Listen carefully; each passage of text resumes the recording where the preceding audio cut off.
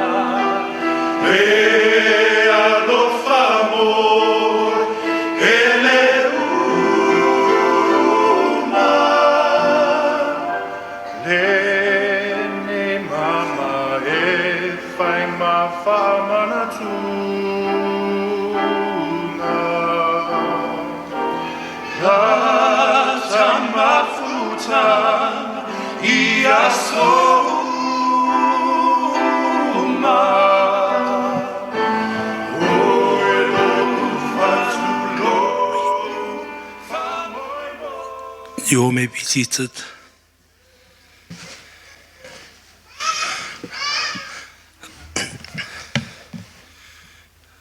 Talofa family, now it is time for our whālolonga. For those of you who are not familiar, this is the traditional Samoan gesture where different groups show love and respect by gifting family through ears and gills. So if I can call the first group, please. Faiese and Aseteria.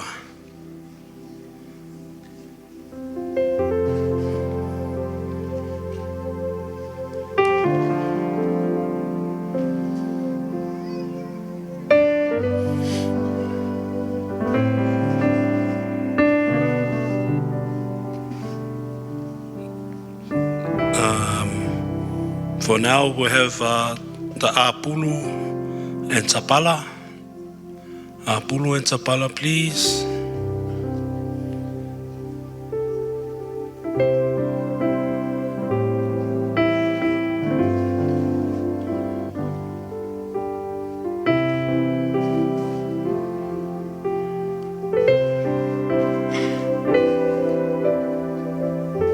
Apulu, Tapala.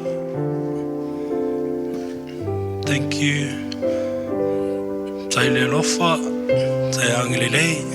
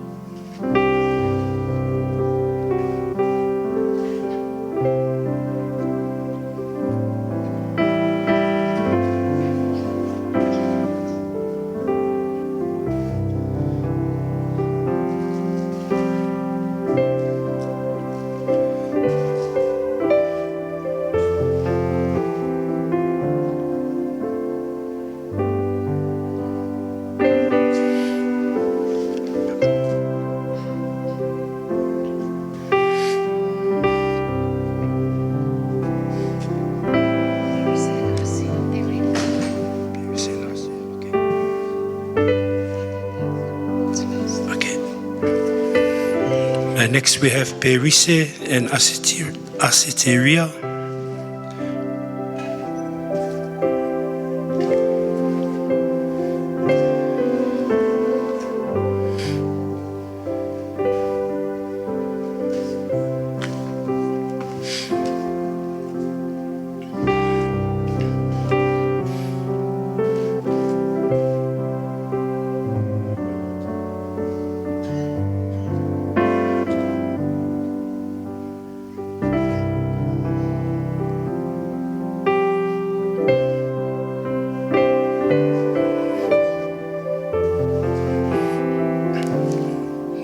And next we have Lovie Burgess and the Burgess family.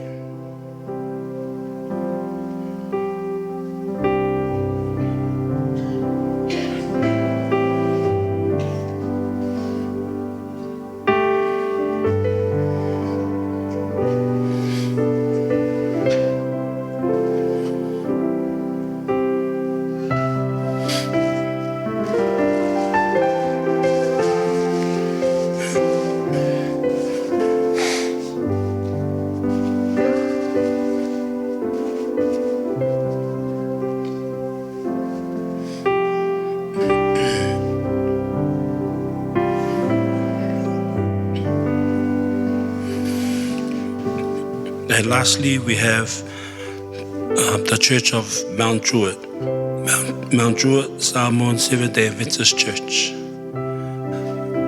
Thank you.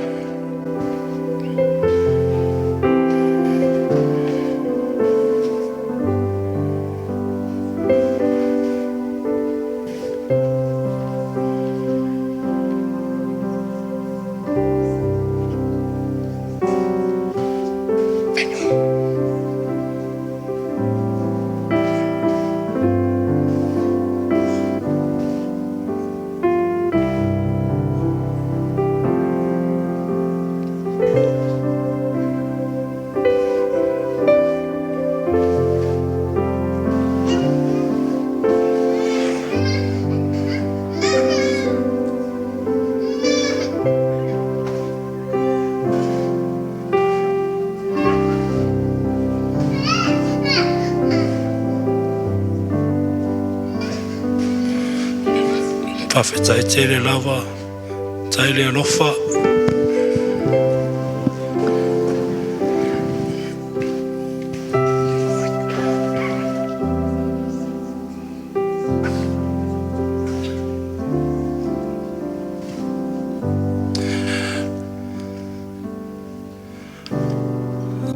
All right, family. On behalf of Auntie Maria and all the kids, we'd like to welcome everybody here to Uncle Steve's family service. Special welcome to the ministers, your beautiful wives and your families. We want to welcome all of our elders, right down to our babies. It's a pleasure to have you all here tonight. And now I want to officially welcome everybody here with a song. How does that sound? All right. First things, let's get the boring out of here. And we want to bring the vibes. Amen? All right. Now my song involves some questions. And when I ask these questions, I need you to participate. If these questions involve you, all you have to do is simply just raise your hand. Once you raise your hand, just look around at everybody and see who's in common with the connection, or with what you have in common with each other through the connection of my Uncle Steve. Are you ready? Fanny, are you ready? All right, let's do this. Can someone get this guy a mic? Because these guys can't hear your guitar. Let's get to it.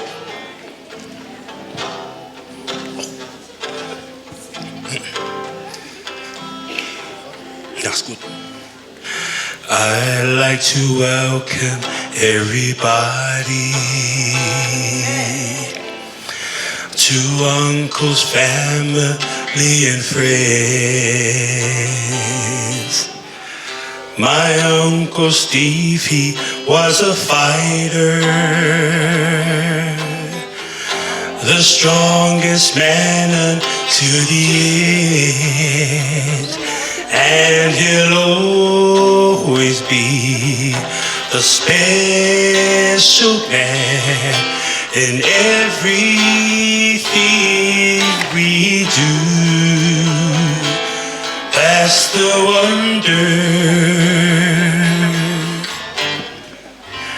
wonder of you. All right, here we go. Are you ready? Now put your hand up if he's fed you. Now put your hand up if he's pranked you. All right. Hands up if you're Queensland like this fella. Hey, make some noise. Now put your hand up before I slap you. And he'll always be the special man in everything we do. Everyone together. That's the wonder of you.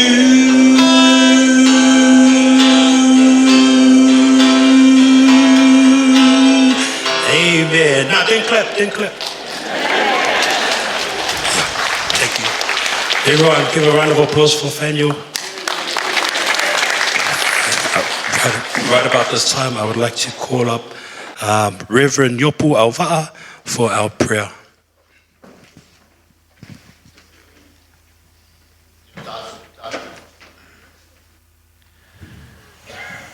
Iowo aue, Leatuavao Faiese. Pai lava oe ma mea mātou tenu nofo ai Leatupulanga ma Leatupulanga. Ao le whanau mai maunga e le whaiafoi oe Leatulau. Ma mea ua tumu ai, wa lewa lava o na iai oe mai le wabau e o le Faiese. O Leatua lava oe vi ia i le langi vi ia fo i le lalolangi. A wao oe o Leatua pa ia, o Leatua mamalu. Pa ia lava oe a wai le aise mea le anga e lata i lo lava fio anga. E pa ia oe wai tonu lo walofa e tonu o wala, e tonu fo i au whamasinonga. E mamalu lava oe Faiese. Wa o au ngā luenga fo i le langi le vani munimo le sami ma le lau ele. Wa o mai lava i le nei tu aso. Whamalo whaftai, whaftai tele lo wanga le lei umātou la ngona wa paule me nei wa umātou la ngona foi.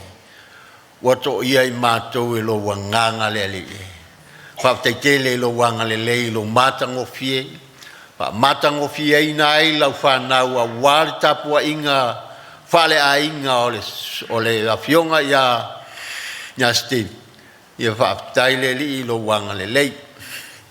Mātou taru whaftai ono Steve malona soifuanga sa soifu ai o ia sa e tai sa e leo sa Paula wa ao ia te ia sa bowo ia mai o e lava le atua sa e malo si au ia te ia haftai fo i lo wanga le ia te ia i lo soifua tua le tino le mafau e maisi o le anganga vi ia oelo mātou tama mangalo i mātou wa mātou te tonu mātou o tangata le atoa ia te oi mangalo o Steve mātou te tonu e le ongi se foi la wauna ai e lofa mangalo mātou te talo le li te anga le lei toe ngole ne yaso ne fiafi anga le foi to sounding o Steve o muli mai le aso tai au ia iai oelo mātou tua waile se me mātou te mawhaia pe au no ma oelo mātou matai ia lo fangia i Latu la tutula i ala tu ele au mo oe mo lau whanau o si foi o ai o vaenga ua tai na lau whanau ia anga le lein whamatala loto o nganga pa i e fina ngalo mo mātou loto mātango fie ai mea umai lo whatasi mai mātou wole lama mawala au e ala le swafa o Yesu le li'i mal Paula. Amen. Te luai o le ua maua o awanoa. Ai, Fia Faiese tala wa se le usu ne ya Steve. Ya, o wa o te tartunu le to moso o awanoa se taimi.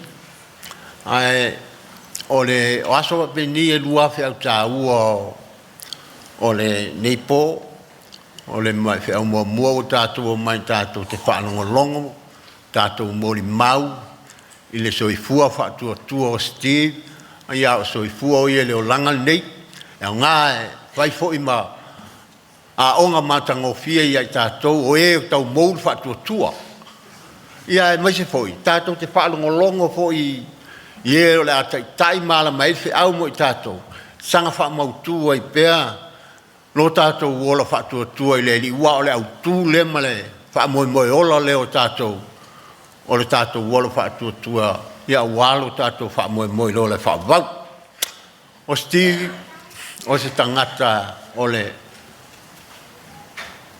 o te le lo da Steve pe se whai awa ia pe se tamo le ainga o wā taluana no fo le tu mai tai le whai toa i ma Steve o te vai a Steve o le fisi me ai pe o tu manga po ia whai awa la tu le whai me ai o Steve ai le ai e pe o tamo le ainga o le ai Paula mo te loia Steve o se tangata le lei o se tangata e loto tele ina o vai au mai Steve o te no sa mua mata tala noa o aluasi falma yo to foi la le me te no foi la lo me pone yo to vala mai e mato tala no la le video ko ya o wa ese foi la ngon e fa tu le usune Steve a fina ngalo le tua te ola la a fina ngalo ho le tua o lo mai le sa uni mutapen o te loa Steve stangata ua fata tali mai e lo na matai wala au e lo na matai e fata tali mai ko e lo na matai mele ya ngai ho ne fiafi mo tatou e te tau foi on tatou fata tali ile o Steve walu Steve au te lo stangata fata tali malo tele e tau ho on fa pe tatou umalawa ia fai tatou matangata fata tali ia awal ki ngalo lo tatou to ia manuia tai manu foi uso nei wa ia wa foi ia vaenga o to fia ni nei po ia mai se le lo wa au fia poto i tono ni nei mal ia il famunia ngale tua so i fo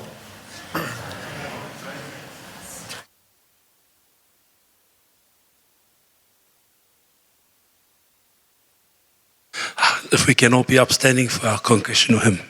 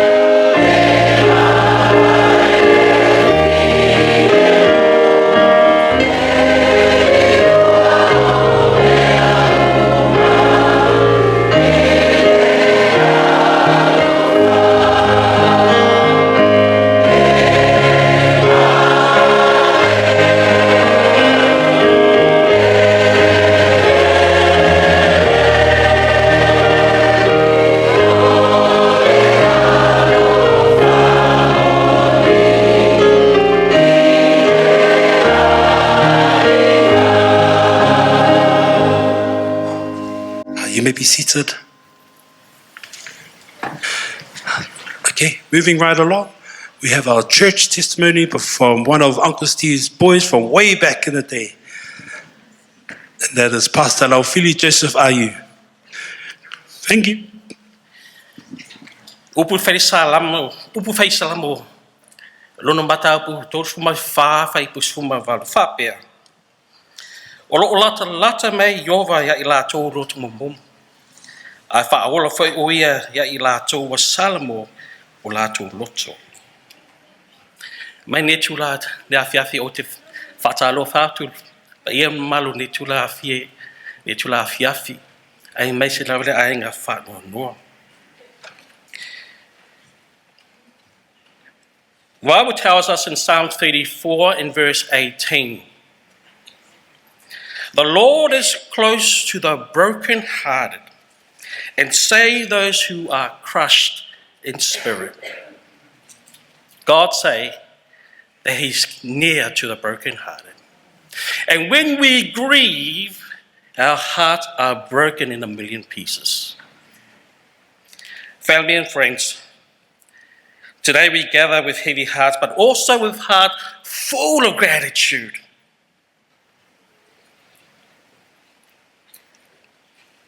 Because we are here to remember, honor, and to celebrate the life of our dear brother, Leatuavao Faiese Tuitama.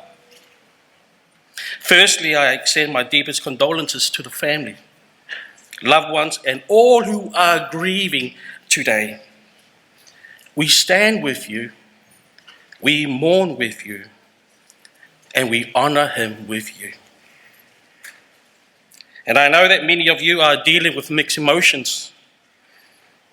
On the other hand, there are emotions of great sadness. Sadness, not for Steve, but sadness because we have lost a dear loved one. Now, before I share anything in ministry, Steve was more than just a church member. He was my big brother. He was my mentor. He was my role model. And honestly, I can say this, he was my bodyguard at times. Because a lot of people would say, how could you be Samoan? All Samoan people are big. But Steve makes up the difference. But before all of that, growing up, I look up to him. And many of us here tonight can say the same. Because for many of us, it all started at the Newland Samoan Seventh-day Adventist Church in Auckland, New Zealand. You know, from the eyes of a 15-year-old boy, and for many of us teenagers growing up back then, this was our weekly rhythm. No Facebook, none of that. Wednesday night, prayer meeting. We must go to a prayer meeting on a Wednesday night. Thursday night, stand firm group practice. Friday night, youth vespers. And on Sabbath, we all attend Sabbath. And then Saturday evening, street preaching. Sunday morning, Saints basketball practice and Pathfinders. That was normal for us. That was our life, and right in the middle of it all was Steve. Not just attending, not just watching from the sidelines, but leading, encouraging, protecting, guiding, and showing up. That's where the seeds were planted. That's where many of us were shaped. That's where faith became real to us. And that's where men like Steve became example to an entire generation. And that legacy didn't stop with us. It has extended to my children and to many others. That is the power of a life lived for God.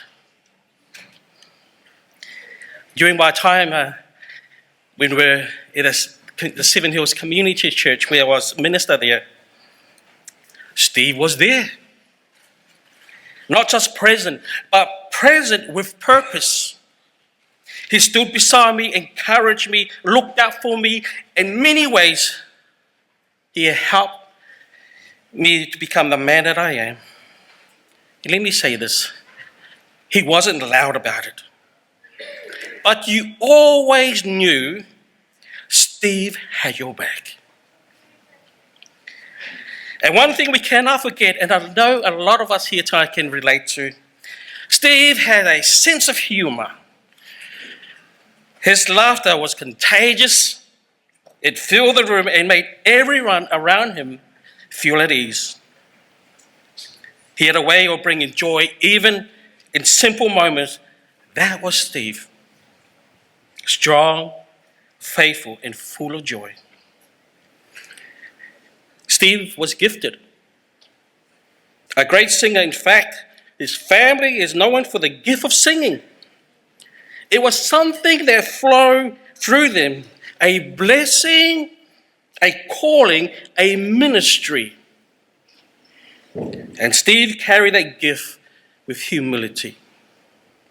No matter where he was, no matter how short the notice, if I needed someone for a special item or an appeal song, Steve never turned down the request. He would show up and sing with heart, not for performance, but for ministry. Because when Steve sang, it wasn't just music. It was a message, it was worship, it was encouragement, it was a call to come closer to God. And many lives were touched simply because he was willing to say yes. As a member of the church community, Steve was not just present, he was invested. He didn't just attend church, he was the church. He served faithfully, often behind the scenes, without recognition, without seeking applause, whether it was supporting programs, encouraging leaders, standing alongside the pastor, Steve was there. Reliable, consistent, faithful. Oh, he had a heart for people. He noticed when someone was missing. He checked in when someone was struggling. He stood beside those who needed strength. And for the young people, and I say that with passion, Steve was a pillar. He didn't just speak to them, he believed in them. Looking back now, we can clearly see that God had a purpose for Steve in nurturing those young boys back then. At the time, maybe we didn't fully understand it. Maybe it's just looked like youth ministry, a basketball or church program, rides home, encouraging laughter, guidance, but God was building something greater because the impact of his life can now be seen in the lives of those boys who grew up to become servants of the Most High God, men like Pastor Levi Mote, Pastor Langoso Rokvili, Pastor Travis Siutu, Pastor David Leo, Pastor Ray Moanga, and myself, and many more. That didn't happen by accident. That was the influence of a man who chose to invest in young people. A man who chose to show up, a man who chose to serve, and today the fruit of those seeds is still being seen across churches, communities, and ministry everywhere. His life reminds us that ministry is not always on the platform, but in the quiet moments, the conversation, the present, the consistency. Because of Steve, many felt welcome, many felt supported, many felt seen. And that is true service. To the family, his love, his strength, his presence, his laughter, and his voice, these are treasures that remain with you. Hold on to them, because his legacy lives on in you.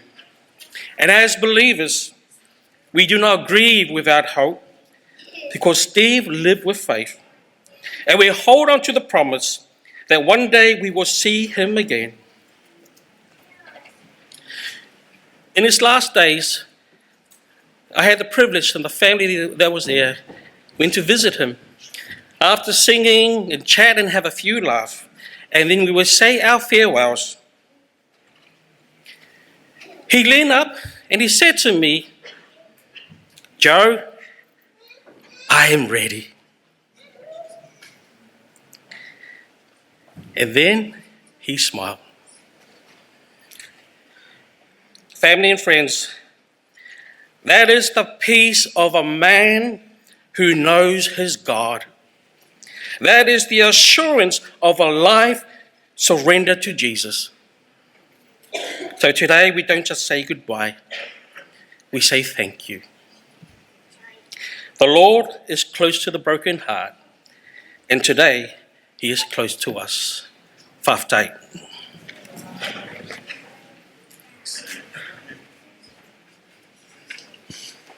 Thank you, Pastor Joe, for your beautiful words about Uncle Steve. If I can call up our family for our opening song.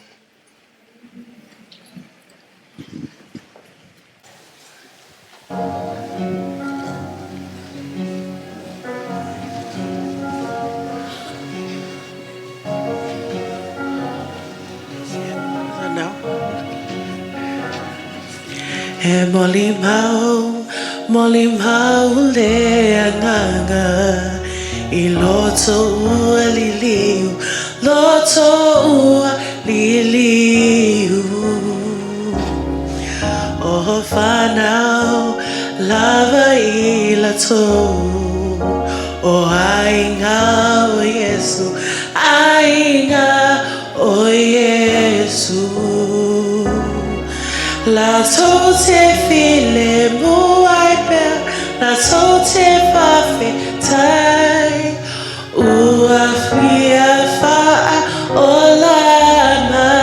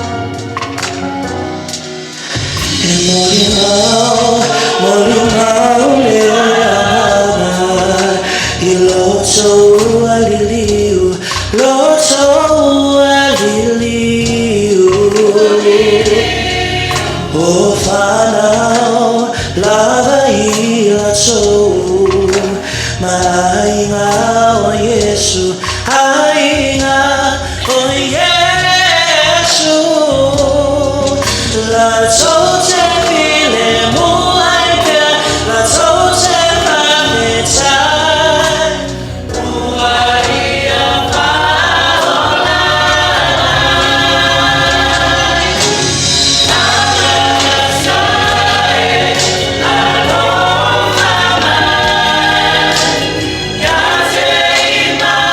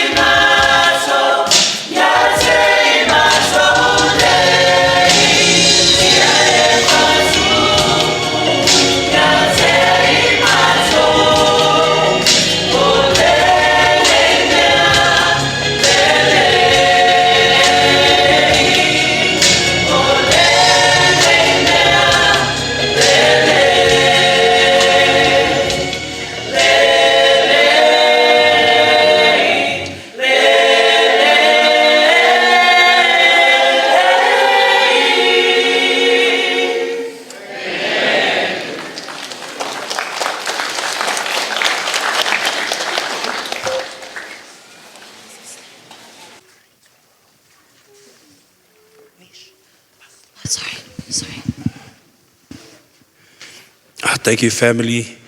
And now I'd like to call upon Pastor Jason Chang for our scripture reading. Thank you, Pastor Jay. Thank you, Marvin. My reading is from the book of Thessalonians. And it reads, "For the Lord himself will come down from heaven with a commanding shout, with the voice of an archangel, and with the trumpet call of God. First there will be believers who have died will be freed from their graves. Then together with them, we who are still alive, remain on earth, will be caught up in the air and the clouds to meet the Lord of the air. Then he will be with us forever. So encourage each other with these words." Amen.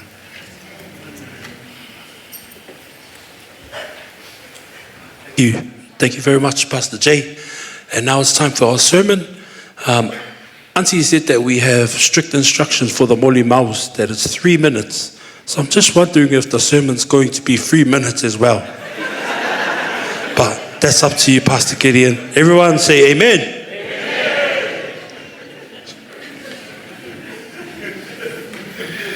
Thanks, Marvin, putting me on the spot.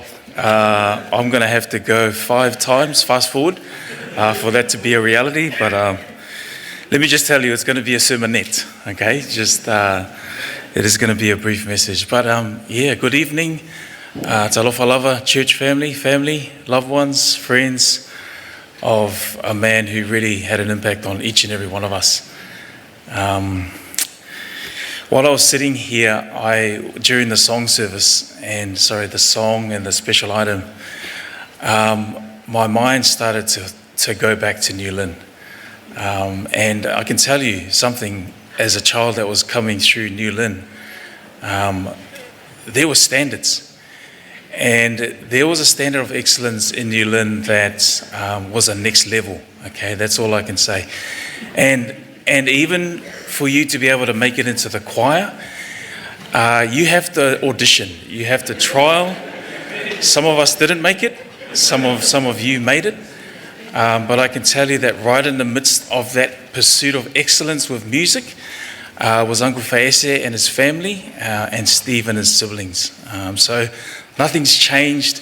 That excellence and that beautiful singing, it will continue all the way through to the kingdom. What a joy it is to be able to sit here and hear those voices, still in harmony, still awesome. So praise the Lord. And to see Pastor Laufili, thank you for your messages, and Pastor Jason, Pastor Yopu. Just seeing my brother, Pastor Laufili, up here sharing, it did bring back some really wonderful memories of when Laufili used to try and keep us all in line.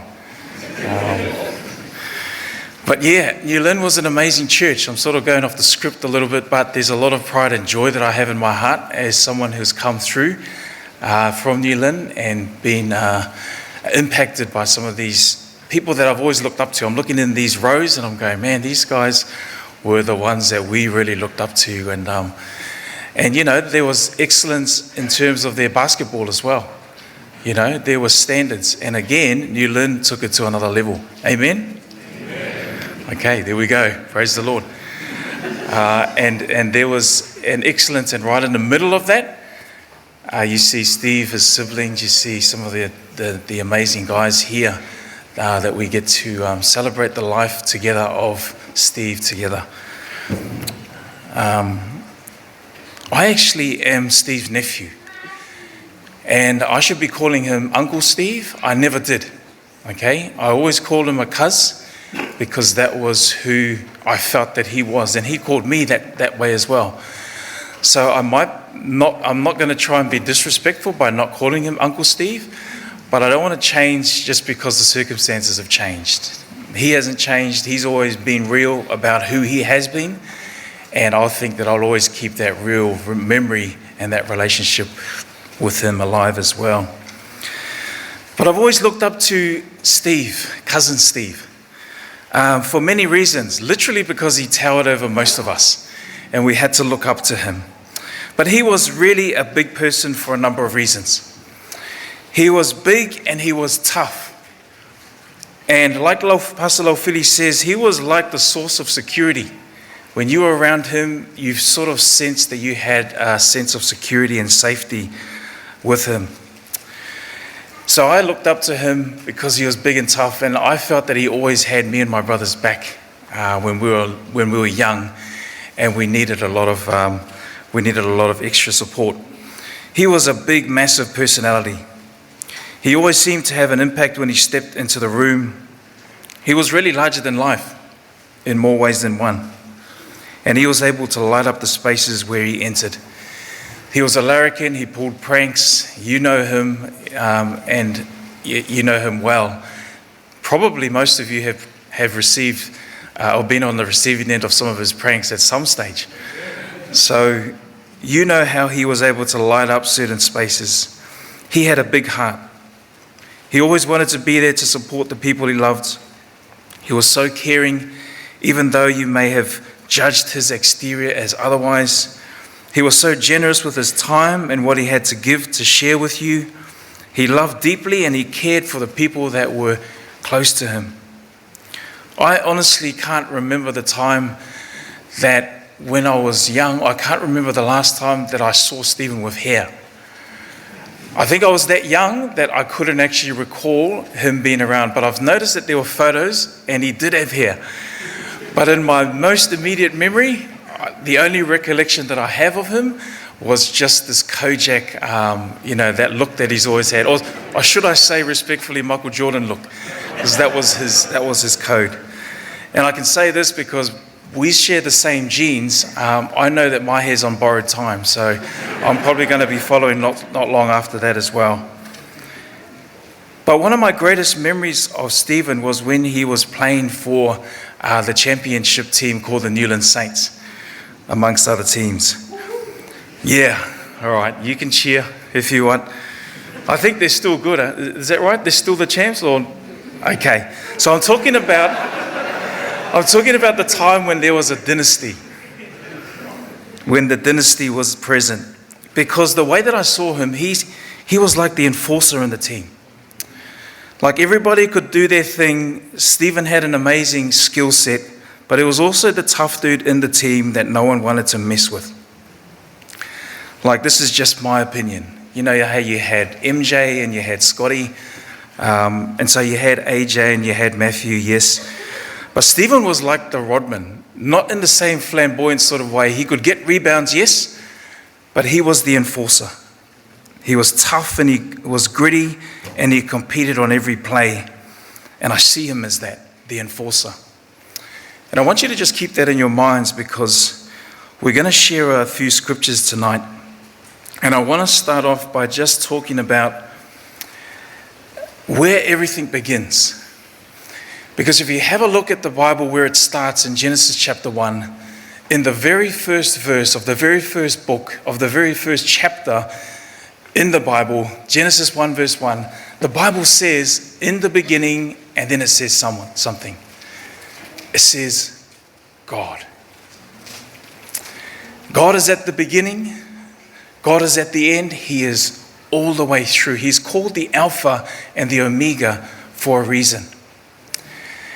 So right in the beginning, it doesn't start off with you or me. It starts off and it says, in the beginning, God. A lot of times we can make things about ourselves. We can make life about ourselves. We can make experiences about ourselves. But the Bible starts off by pointing to the source of life, who is God. And it says, in the beginning, God. Because before there was a devil, there was a God. Before there was sin, there was a perfect God. Before there was even death, there was the source of life, who is God. And so I want to start with God because it's at times like this when all types of emotions are running through our system and we're experiencing ups and downs, sorrow and grief, bitter and sweet. Everything seems to be upside down. It's at moments like this where we can ask ourselves these questions.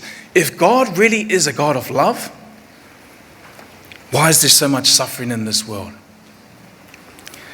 If God is such a good God, then why do good things happen to bad people? If God is a loving God, why is there so much strife and turmoil and pain and suffering? And everything seems to be really running riot. But let me ask you this question, because this is one that I want us to ponder and even explore in a little bit more depth. I want to ask you this question because if God is a fair God, would he have created a sinful monster called Lucifer? And I want us to have a look at Scripture. I want us to actually look at a few of these verses that are so important to have a look at. The first verse is found in Ezekiel chapter 28, and we're going to have a look at verse 15. And if you want to follow, you can in your devices or in your Bibles, but this is what it says, referring to the person of Lucifer. It says, "You were perfect in your ways from the day you were created till iniquity was found in you. By the abundance of your trading, you became filled with violence within, and you sinned." So God didn't create a sinful, evil being called Lucifer. He created a perfect, a wise, a beautiful being, probably the most beautiful, talented being that was ever created and put in this world. And that was Lucifer. Lucifer had not sinned. But then I want you to notice that something happens that starts to build up in his heart. Something happens internally in Isaiah chapter 14 and verses 13 and 14. And I'm going to read these for you. It says, "I will ascend." And Lucifer is speaking this in his first person. He's describing what he wants. And this is what he says. I want you to notice the self-centered tone of how he projects these sentences. He says, "I will ascend into heaven. I will exalt my throne above the stars of God. I will also sit on the mount of the congregation on the farthest sides of the north. I will ascend above the heights of the cloud. I will be like the Most High." There's a pattern that you see in his conversation. Notice how many times he mentions the word I. 5 times he mentions the word I. Each time he's referring to himself. If you're in a conversation with someone and they're continually saying I, then usually they're talking simply about themselves, what they want, what they feel. This is my opinion. And Lucifer here has the same, what I call eye disease. He makes it all about himself. But then you'll notice this. He says, "I want to be like the Most High." In other words, he doesn't want to be on par with God and Jesus. He doesn't want to be under him. He doesn't want to be the highest created being, which was who he was. He wanted to be higher than even God. He wanted his throne to be above the throne of God. You see, friends and family, that's what sin does. God didn't create sin. God didn't create pride or greed or lust or anger. He created a perfect being who, because he was so self-centered, initiated and caused sin to come into this universe. And then the Bible goes on and it says that there is war in heaven. Revelation chapter 12 says that there is war in heaven. Why does that happen? When you've got someone with an ego as big as Lucifer, there's nothing else but fireworks that's going to result because of it. And so he's up there puffing his chest out, wanting to be higher than the Most High God. And there's war in heaven, and Jesus defeats him, and he comes down to this earth, disguises himself as a serpent, and then he whispers a lie to our first parents, Adam and Eve, and says, "Don't believe what God says. Do what I've told you, even against God's direct command, and you can live forever."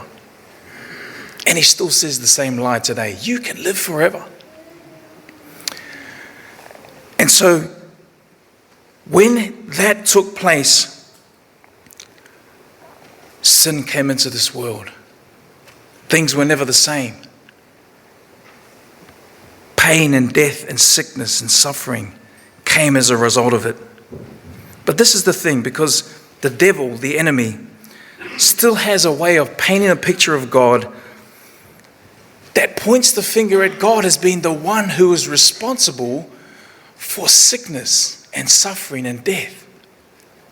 The devil tries to deceive us into thinking that sin was a part of God's plan. God is responsible for sickness and suffering and death. But nothing could be further from the truth. Pain was never part of God's final plan. Death is not God's dream for humanity. Funerals are not heaven's ideal. Hospitals were not part of Eden. The suffering in this world exists because sin broke this planet. And honestly, we feel it. Every single one of us feel it. Every family here has scars that go deep. Every person here knows what disappointment feels like. Every heart has carried pain of some type. Some of you have even had so much excruciating pain in the last couple of weeks that it's probably beyond what you think you can carry. Every one of us has had the hurt of saying farewell to loved ones who have died before their time. And so when God created Eden, He did it so that we could live together with Him forever. In a home of peace and love and joy, where there's no sickness or suffering or sorrow. That's how He created it. But because sin has impacted our DNA and infected us, suffering and sickness and death comes as a result of it. We can't avoid it. It's part of what we now have to live with because of the choices of Lucifer and our first parents. Jeremiah chapter 31 and verse 3. Let me just try and paint a picture before we bring this to an end of the God who really is the God that we need to see. Because the enemy has really tried hard and painted the picture of a God who is a tyrant, who causes death, who is responsible for sin and suffering. But notice what the Bible says in Jeremiah chapter 31 and verse 3. He says, I have loved you with an everlasting love. Wherefore with loving kindness have I drawn you. That's what God says about Himself. He says, I have loved you with a love that is bigger than what you can quantify and put on metrics that humans can measure in this world. I have loved you with a substance called eternity, which means His love can't start, His love can't stop. Regardless of where you are and what you go through, His love for you doesn't change. He loves you with an everlasting love, and He says, wherefore with loving kindness have I drawn you. He loves you so much that He doesn't just do loving things. The Bible says that He is love. He is the personification of love. And when He came into this world 2,000 years ago, Jesus reflected what love looked like to a world that was familiar with sorrow and suffering and death and religious oppression. Friends, the God that Stephen worshipped was a God who was a God of love. Now let me just fast forward a little bit. Yes. So yes, God is a God of love. But He loves you so much that He can't stand seeing you and me going through the pain and suffering and sickness and death that we have to experience this side of the River Jordan. He can't stand it. He feels pain when you are broken. He sees your tears. He knows exactly how many times your heart has palpitated in anxiety and in stress because of what you've gone through. He knows exactly what each of you have gone through. And this God who loves you is not just a God who passively loves and says, yes, I will forgive. Yes, I love you. Yes, I'm going to be with you. But He is also an enforcer. He is also an enforcer that says, yes, I love you, but I hate so much the sin that you're going through, the death that you've had to experience, that I hate it so much, I'm going to bring it to an end. He doesn't just pacify his existence and give you nice things to pat you on the back. He is the enforcer that says he will destroy sin and death completely one day. Someone needs to say amen to that. Amen. He is coming back soon. Sooner than a lot of us think. And when he comes, he brings with him life. He brings with him love. And with that life, when he speaks life and graves are opened, death is destroyed. Sickness is vanished. Death is no more. The suffering that you have to go through on this earth was never part of his plan. He wants you to experience joy. He wants you to experience eternal life. He hates and he despises every negative emotion that you've had to experience on this earth. But he's got a better place for us. These are the words of the song. Let me wrap this up by saying this. These are the words of the song, one of Stephen's favorite songs. Side by side we stand, waiting God's command, worshipping the saving King. I could probably get you to sing the rest of that song. Living by his grace and moving out in faith, Jesus will see us through. Then the chorus, and the chorus is powerful. Amen. Meet me in heaven. We'll join hands together. Meet me by the Savior's side. I'll meet you in heaven. We'll sing songs together. Can you imagine Stephen's been in a place and there's no music or there's no singing? He'll turn that around really quickly, right? We'll sing songs together. Brothers and sisters, I'll be there. That's the place that we can all be at. No more arthritis, no more sickness, no more cancer. No more hospitals, no more pain, no more sore knees because you're trying to make a comeback, but your knees can't handle your new weight. No more aging, no suffering, no more death. Hallelujah. Because Jesus is coming back, and when he comes back, he's going to give life. He's going to be the enforcer that comes back to take us to a place where we can stand side by side with the people that we love, that are resting and waiting for that resurrection morning. Would you like to be there? Amen. Amen. Let's all be there together. Praise God. God bless you.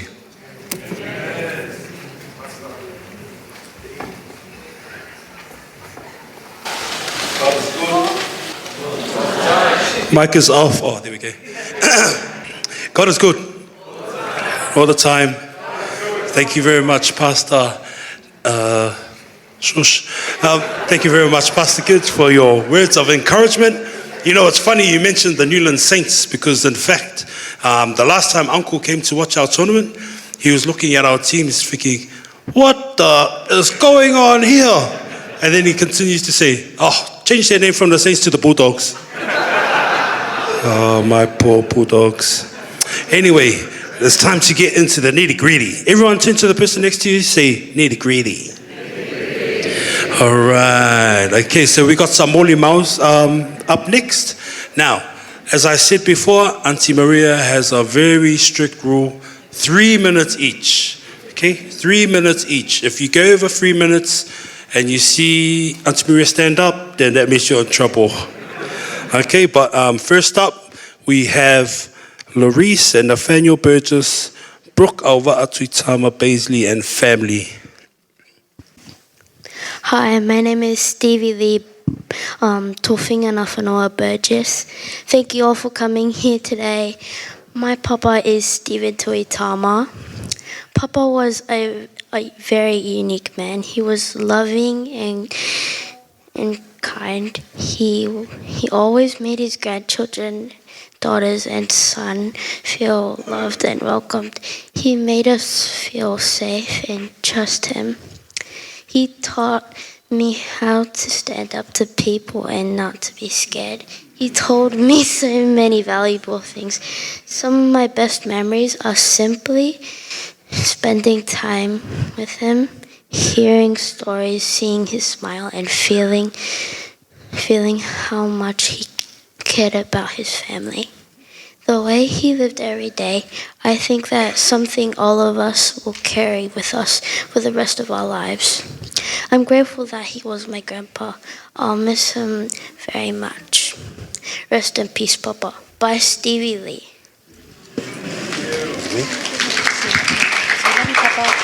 Love you, Papa. I miss you so much. Amen.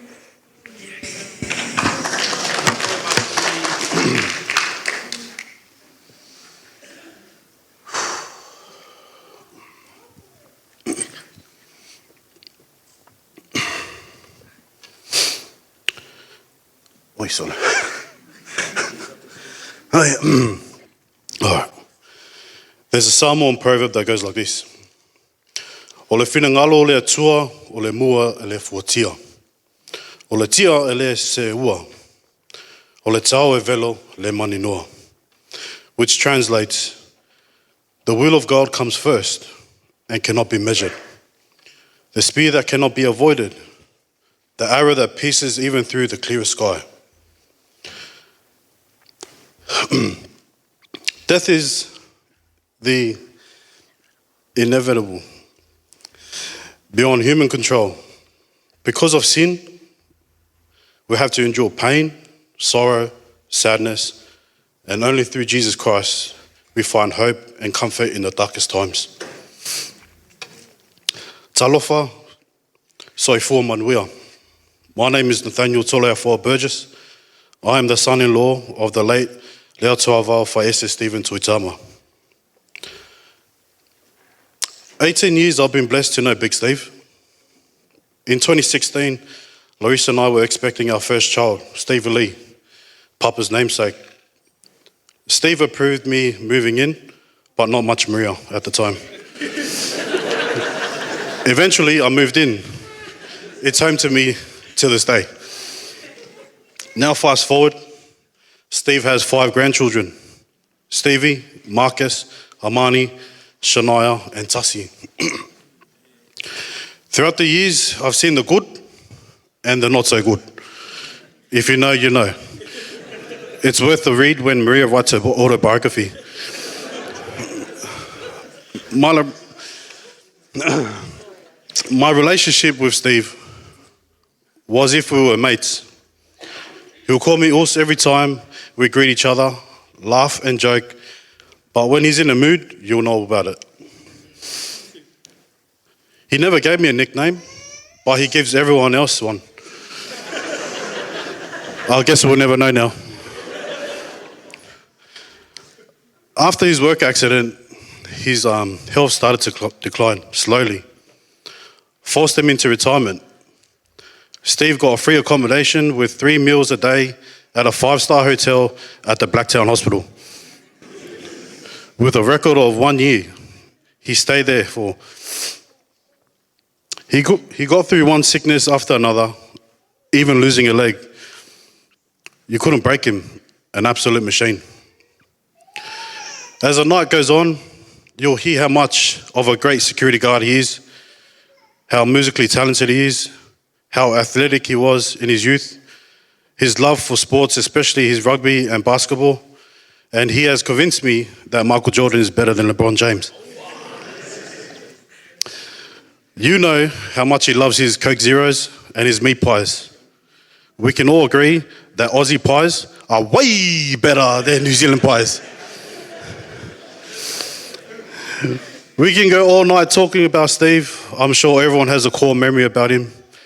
He stands on high values, best interests at heart for anyone who he interacts with.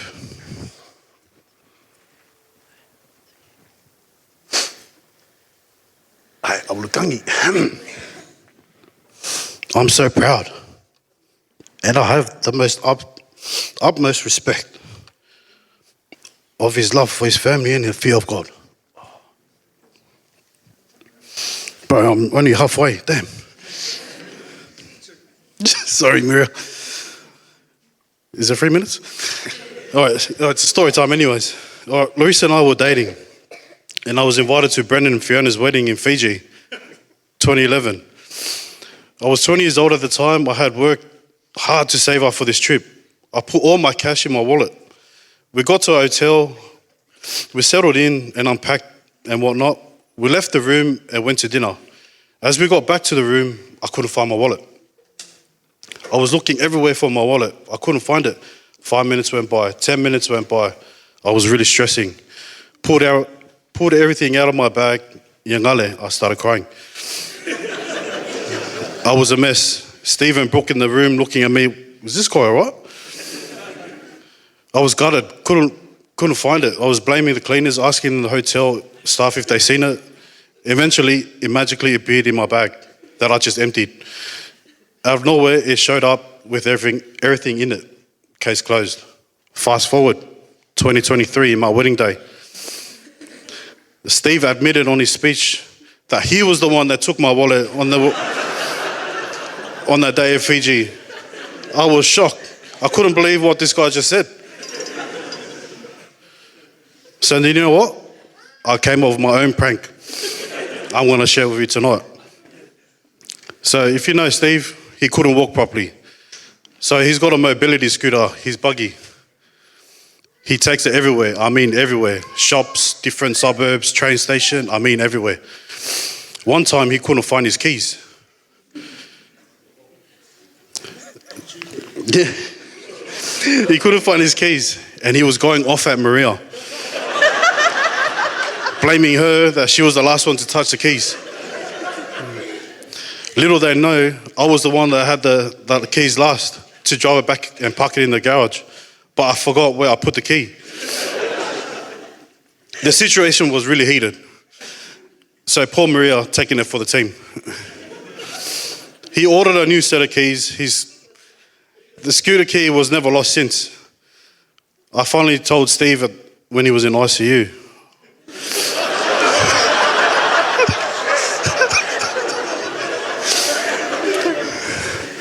I asked him, do you remember that time when you were looking for your keys? And you thought Maria had it? I had it, but I lost it. He's laughing in the room, but Maria wasn't. Even when he knows that his time is near, he's still able to have a laugh. Don't worry, Steve. Maria still has the key, for real this time. Those serious moments turn into laughter. I can always chill and laugh at the most random stuff. I will definitely miss your laugh and your bald head. Our home is not the same without you. Oi sole, hi. Gonna miss our family worship together. Dinner won't be the same as you're no longer with us anymore. Gonna miss hearing your good morning, Papa, from the kids before they go to school. Making our fresh rice you love with your food. All is left is memories. What we once enjoyed and deeply loved, we can never lose. For all that we love deeply becomes part of us. Thank you for your leadership. Thank you, Steve, for taking me in as your own. No more long stays at the hospital. No more pain. I love and miss you. You can rest now, Mauso. Go be with God. This is not goodbye. This is see you soon. Tō whā soifua, toi whelewai.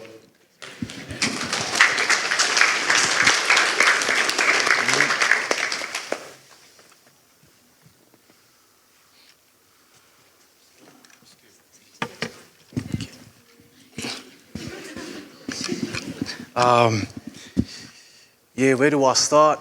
I'm going to keep it short and simple, but one thing, or a lot of things that I learned from my dad over the years that he always used to tell me was be a leader, not a follower. And when I was younger, I used to, you have older people tell you a lot of things, you hear about it, you think, they're older, this and that. But as I got older, all these things, not just my dad, but a lot of people, teachers, uncles, aunties, they all came back around, and then when you start getting more mature, you start understanding what they're talking about. And my dad dropped a lot of gems over the years when I was younger and as I started getting older, and one of them being, don't be a follower, be a leader. And honestly, with my whole heart, I believe even my day one boys, they can say, I was a leader, not a follower, in a lot of ways. And a part of that is because of my dad. You know, you can blame other people for the decisions you made. And, you know, a lot of things.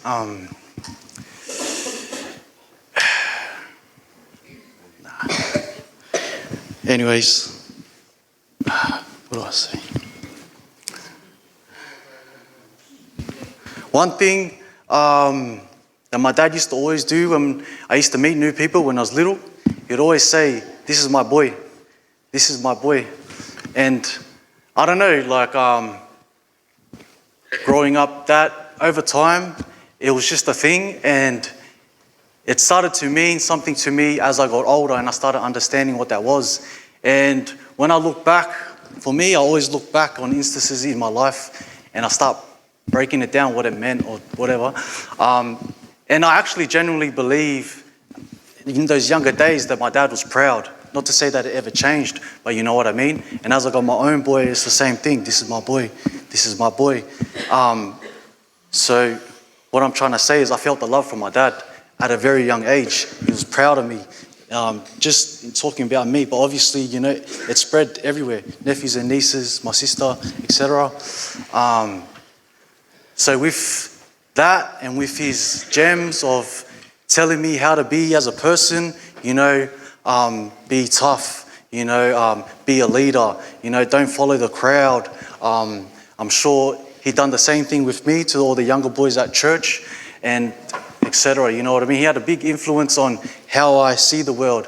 And not to take away or go a different path, but also Uncle Mano, if anyone knows with the mindset, Auntie Aleni, all these things, all these people that, and why I'm naming these people as well, and there's a lot of other people, is what I'm getting at is when my dad came into my life, to talk precisely, he brought all of yous with him.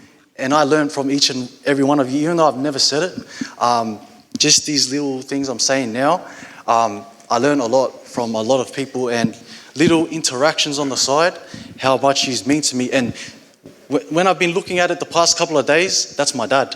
Using my dad's family, using my dad's blood. And the love that you showed me and the stuff like that, that all flows through him or comes from him. That's how I see it. But to one of the things the past couple of months ago that I used to always go every now and again to see Dad, we would bounce off each other, the family, seeing Dad in the hospital, and we'll take Dad food and visit and just hang out. And then when I leave, maybe someone else is coming through not too long later, just to spread it out, so that Dad's always has someone there. I used to always take Dad food like each and one of us used to do. And for some reason, I knew Dad ate, is it chicken? Yeah, Red Rooster, but what was the chicken? Oh yeah, chicken ripper. So anyway, the reason why I used to just buy the chicken ripper, no chips, no drink, is because to me, at least it was sort of healthy. And I was always trying to like, nah, you know, don't give him the food, you're just helping him. Anyway, so that was like the main meal I used to take him, and then some hospital food, this and that. Anyway, I don't know where we were, but I know it was me, Ebony, and my mum. And we were just sort of arguing, talking, and Ebony goes, "Why do you keep taking Red Rooster? He doesn't even like it." And I was like, "Hey?" And then I was like, "How do you know?" And she goes, "Because he told me." And then I was like, oh. And I was like, "Oh, he eats it." Anyways, a couple of days later, I went back. And I'm pretty sure I took him a Whopper because I know he likes Whoppers as well. And my dad's eating it, and I asked him, "Dad, do you not like the Red Rooster?" And my dad's eating it, and he's smiling, and he looks at me and he goes, "Oh, nah." Okay, he should have told me. Anyways, but you know, that was one of the last memories I remember. That it was like a really good moment that I was laughing about, especially when my sister was like, "He doesn't even like it." I was like, "Oh." Anyways. Yeah, Dad's been a very impactful person, not just in my life, and I'm sure everyone can attest to that. I always just look at my life and look at just everything, and I'm very confident to say that my dad was a very influential person, and he touched a lot of people's lives. And the reason why I say that as well is because I looked up to him, and I still do look up to him, and try to be just a bit of what he was. And being in the hospital just in the past week or so, with all the people coming through, or the past 2 weeks, and hearing just a bit of stories and how much he impacted everyone's lives and how much he meant to them. And how I tell people is like your life and your journey, and everyone plays a part in it. And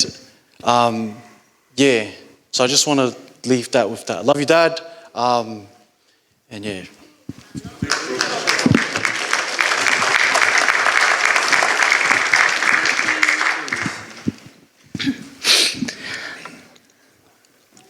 Talofa lava and warm greetings, everyone. I want to start by saying thank you all from the bottom of my heart for being here tonight to celebrate my dad's life. Whilst the last few weeks have been heavy, our family has felt your love, support and prayers carrying us through this difficult time. You can just let her come. Just let her come. Ebony, okay.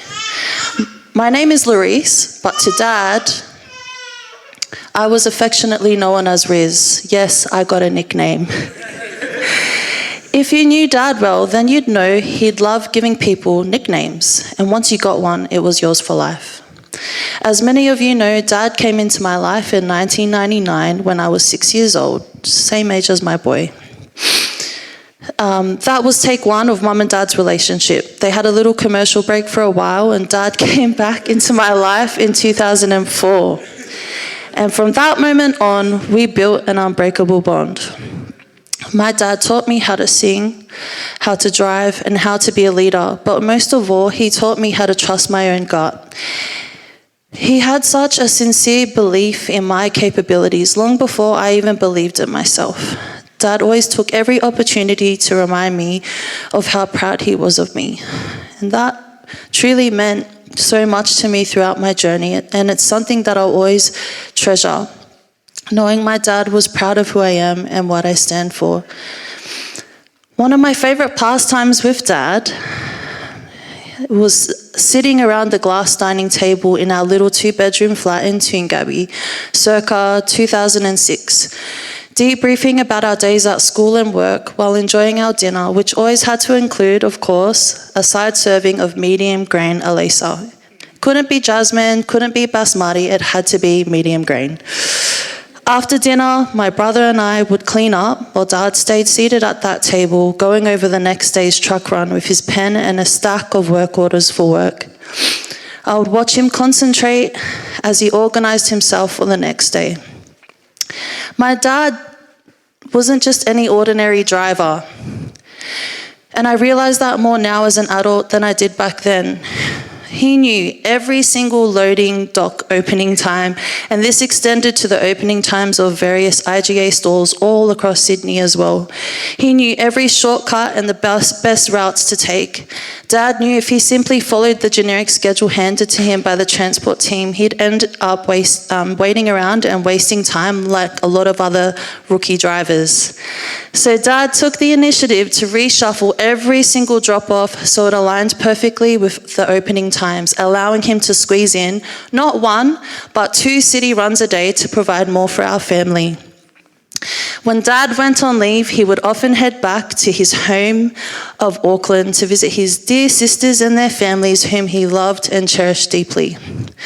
Upon Dad's return, the drivers covering his runs would often complain about how difficult it was to complete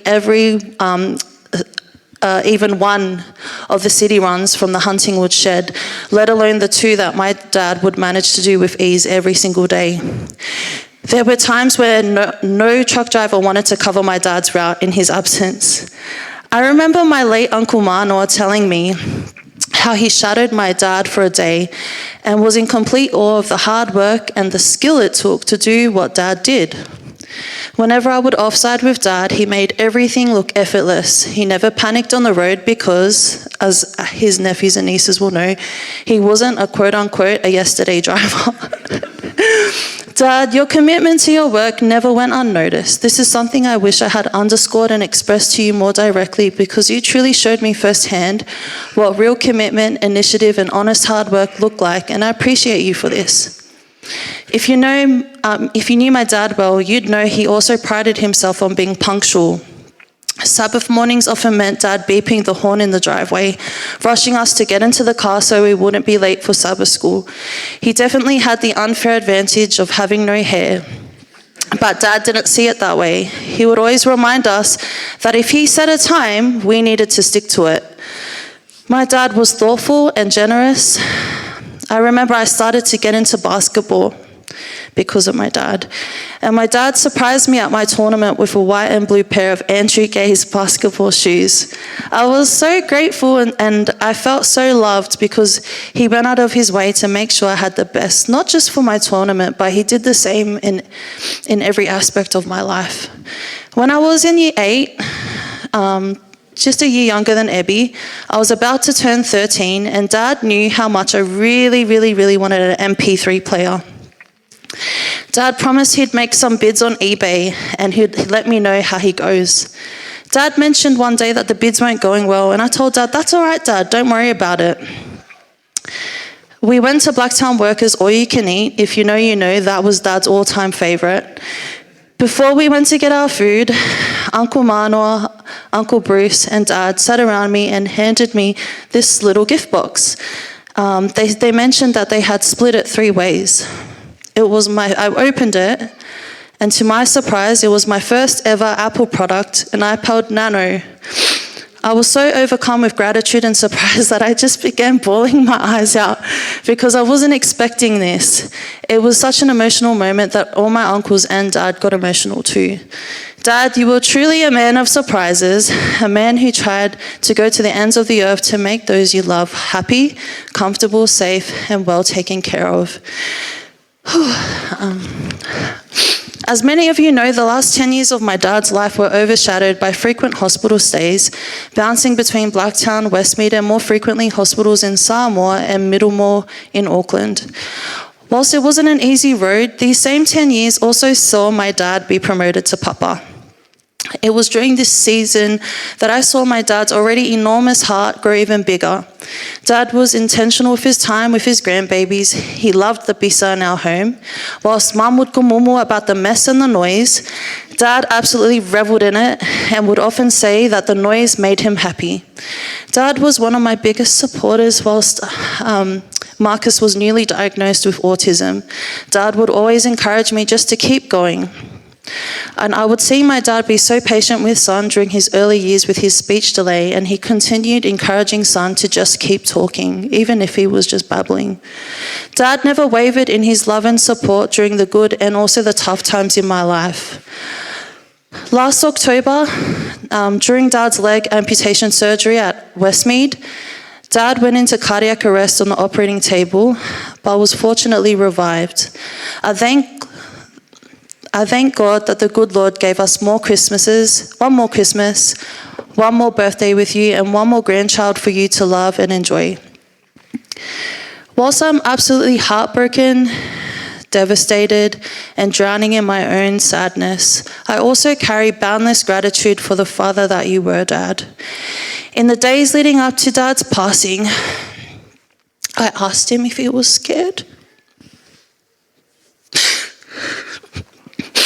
And he said, "Yes, I'm scared." And I reassured him not to be afraid and just to trust God, that God had him covered. But here I am now, standing before you all, feeling scared myself because I never truly realized how much comfort, safety, and security my dad gave me, even at 33 years old. I take comfort in knowing God's promise that he will return and that one day soon I will see my dad again. I'm going to attempt to not butcher my dad and his siblings and his mum and dad, one of their classics. If you know it, please join me. The sun will rise to never set again. The problems of this world are far behind. Time was just a thing for the long forgotten past. Nothing that can trouble my mind. Everywhere are happy, happy people listening to the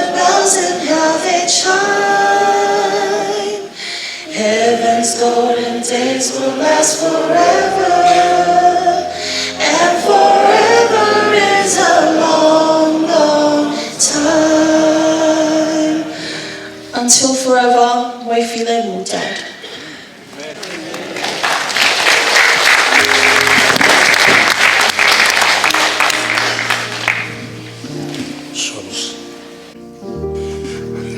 Thank you very much, our beautiful family, for those beautiful words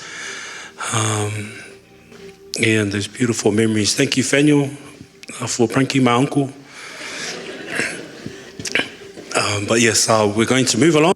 Just before we move along, as my family comes up, Christina's Moiava family, so everybody can see the program. I can see the program. You can see the program. And pretty much Jesus can see the program. So if you can see that your name is next, please make your way up. I know it's good for my steps, going up and down, but yes, I'm getting tired. Anyway, who's first? Let's get it.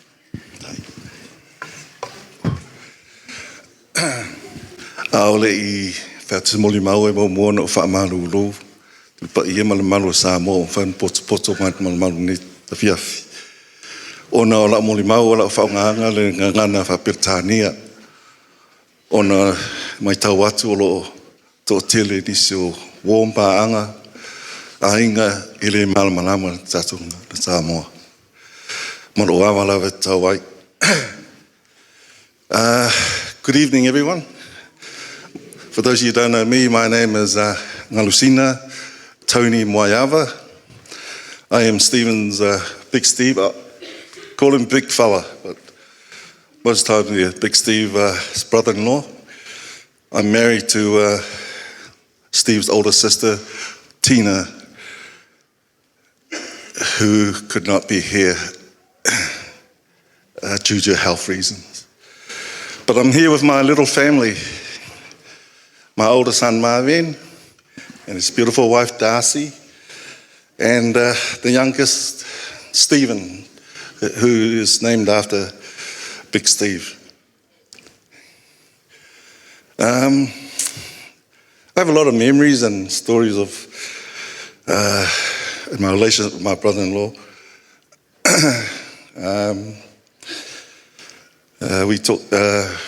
I take on Stephen as he's a very talented guy. Well, not only big, but he's very talented, he's gifted. And me and him, we share interest in sports, especially rugby. That I think back in the late 80s, 90s, I wasn't at church, I wasn't a seven then. He asked me to coach the New Zealand Samoan rugby team. And I think, and you can see 3 members that Manu Samoa side.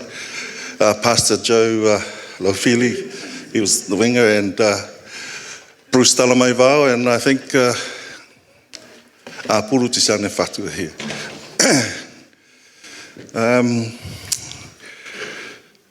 It's a lot of things. Like I said, he's a pretty talented guy, but he's a joker. He pranks a lot of people, and I'm going to have to tell you this story because he got me really good. I've just come into the Tuitama, my in-laws, 76 Curville Ave, Te Aratu North.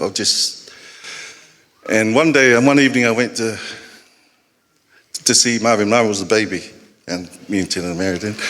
And I just got there as the evening, and they were just starting worship.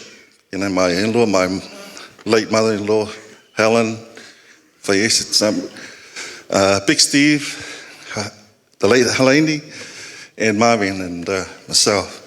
So I was going there, sat down, and usually they start the old bispising, or they sing some chorus. And there's one famous, I think all the Seventh-day Adventists know this chorus. It's called, "Oh friend, do you love Jesus?" All right? So I'm just sitting there, I don't know what's going on. Steve started off with his mum. "Oh, Mum, do you love Jesus?" And there's just 3 lines. "Oh, yes, I love Jesus. I'm sure I love Jesus. This is why I love," those 3 lines. And then it got to Elaine, and here I'm just sitting there. Boy, do you know what came next? "Oh, Tony, do you love..." Oh, far out. I never been so embarrassed in my whole life. But lucky I paid attention. I listened to my mother-in-law and I replied back, oh yes, I love Jesus. But in a really shaky voice. Stephen was just laughing. Like he literally just laughing loud that his mum yelled out, Stephen, pay some respect with having to worship. But but I felt comfort later on that I wasn't the only victim of the Friend You Love Jesus. It's Bruce Leatuavao and my brother-in-law Sione, who's back in New Zealand. But yeah, that's Big Steve. That's what he does. I've seen him, like this guy says, he pranks a lot of people. In the middle of a basketball game, and he'll pull somebody's shorts down. This guy is full of joke, but I'm going to keep it short because, like I said, I've got a lot of stories, but there's a lot of testimony to come.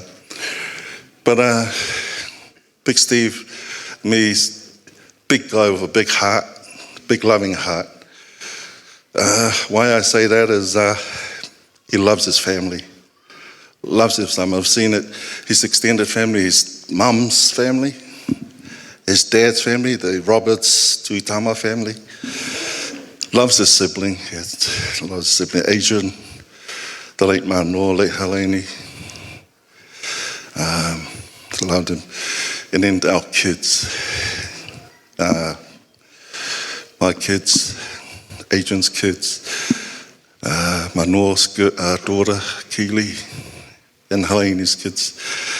Stephen will just, before he was sick, he'll attend every event or come to New Zealand, somebody's birthday, wedding, whatever, never miss. 2024 was the last time Stephen came to our Stephen here's graduation. That was the last time he ever attended any. And this year we've had three events that I know he would never miss. It was Nisha's wedding, Marvin's 40th, and last week Stephen got graduated again with a diploma in teaching. And I know he would never miss it, but just due to his sickness, he couldn't make it. So I could go on, but I just want to say Maria, Larice, Brooke, Nathaniel, Ebby, Naftolas and Zakin, we're here for you. Big fella, sleep now, and we'll see you in the morning. Thank you.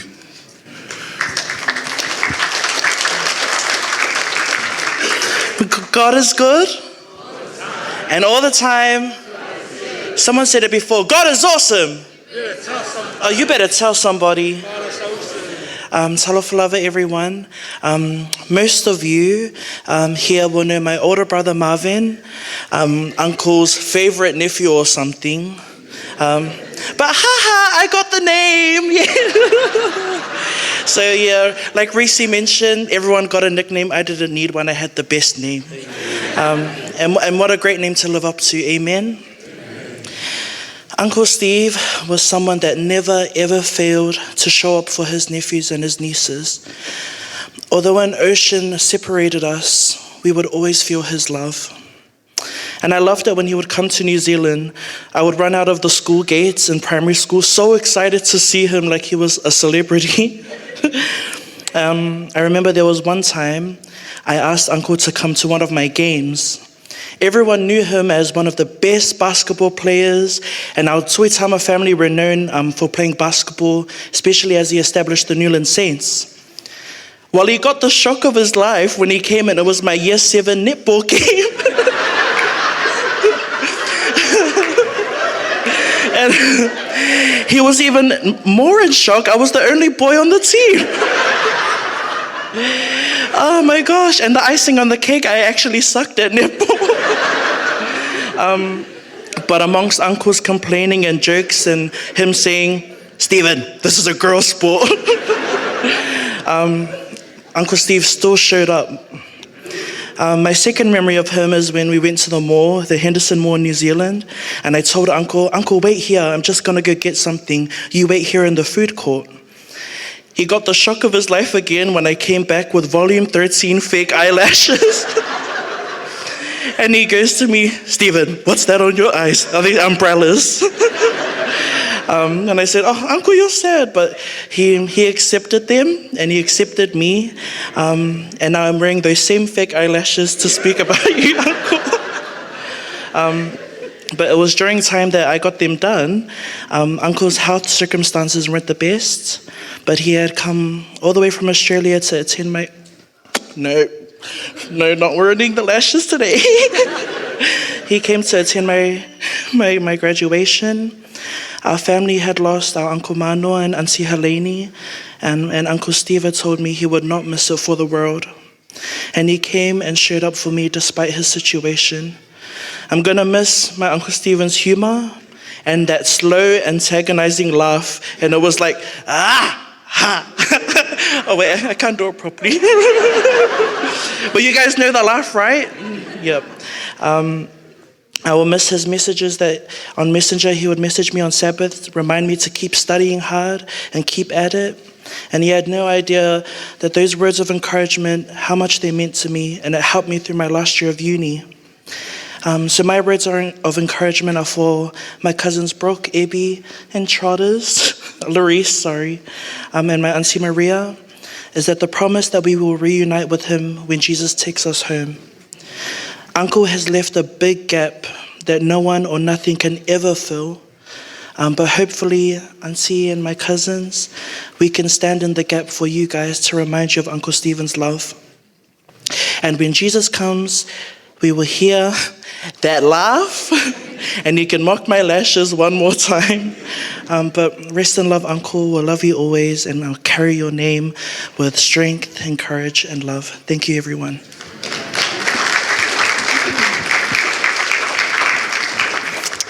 Good evening, everyone. For those who may not know me, my name is Darcy, and my connection to Uncle Stephen is through my husband, Marvin, his nephew, better known to many of us as Buddha.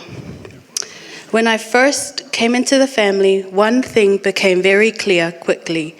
To his nieces and nephews, Uncle Stephen is part man and part superhero.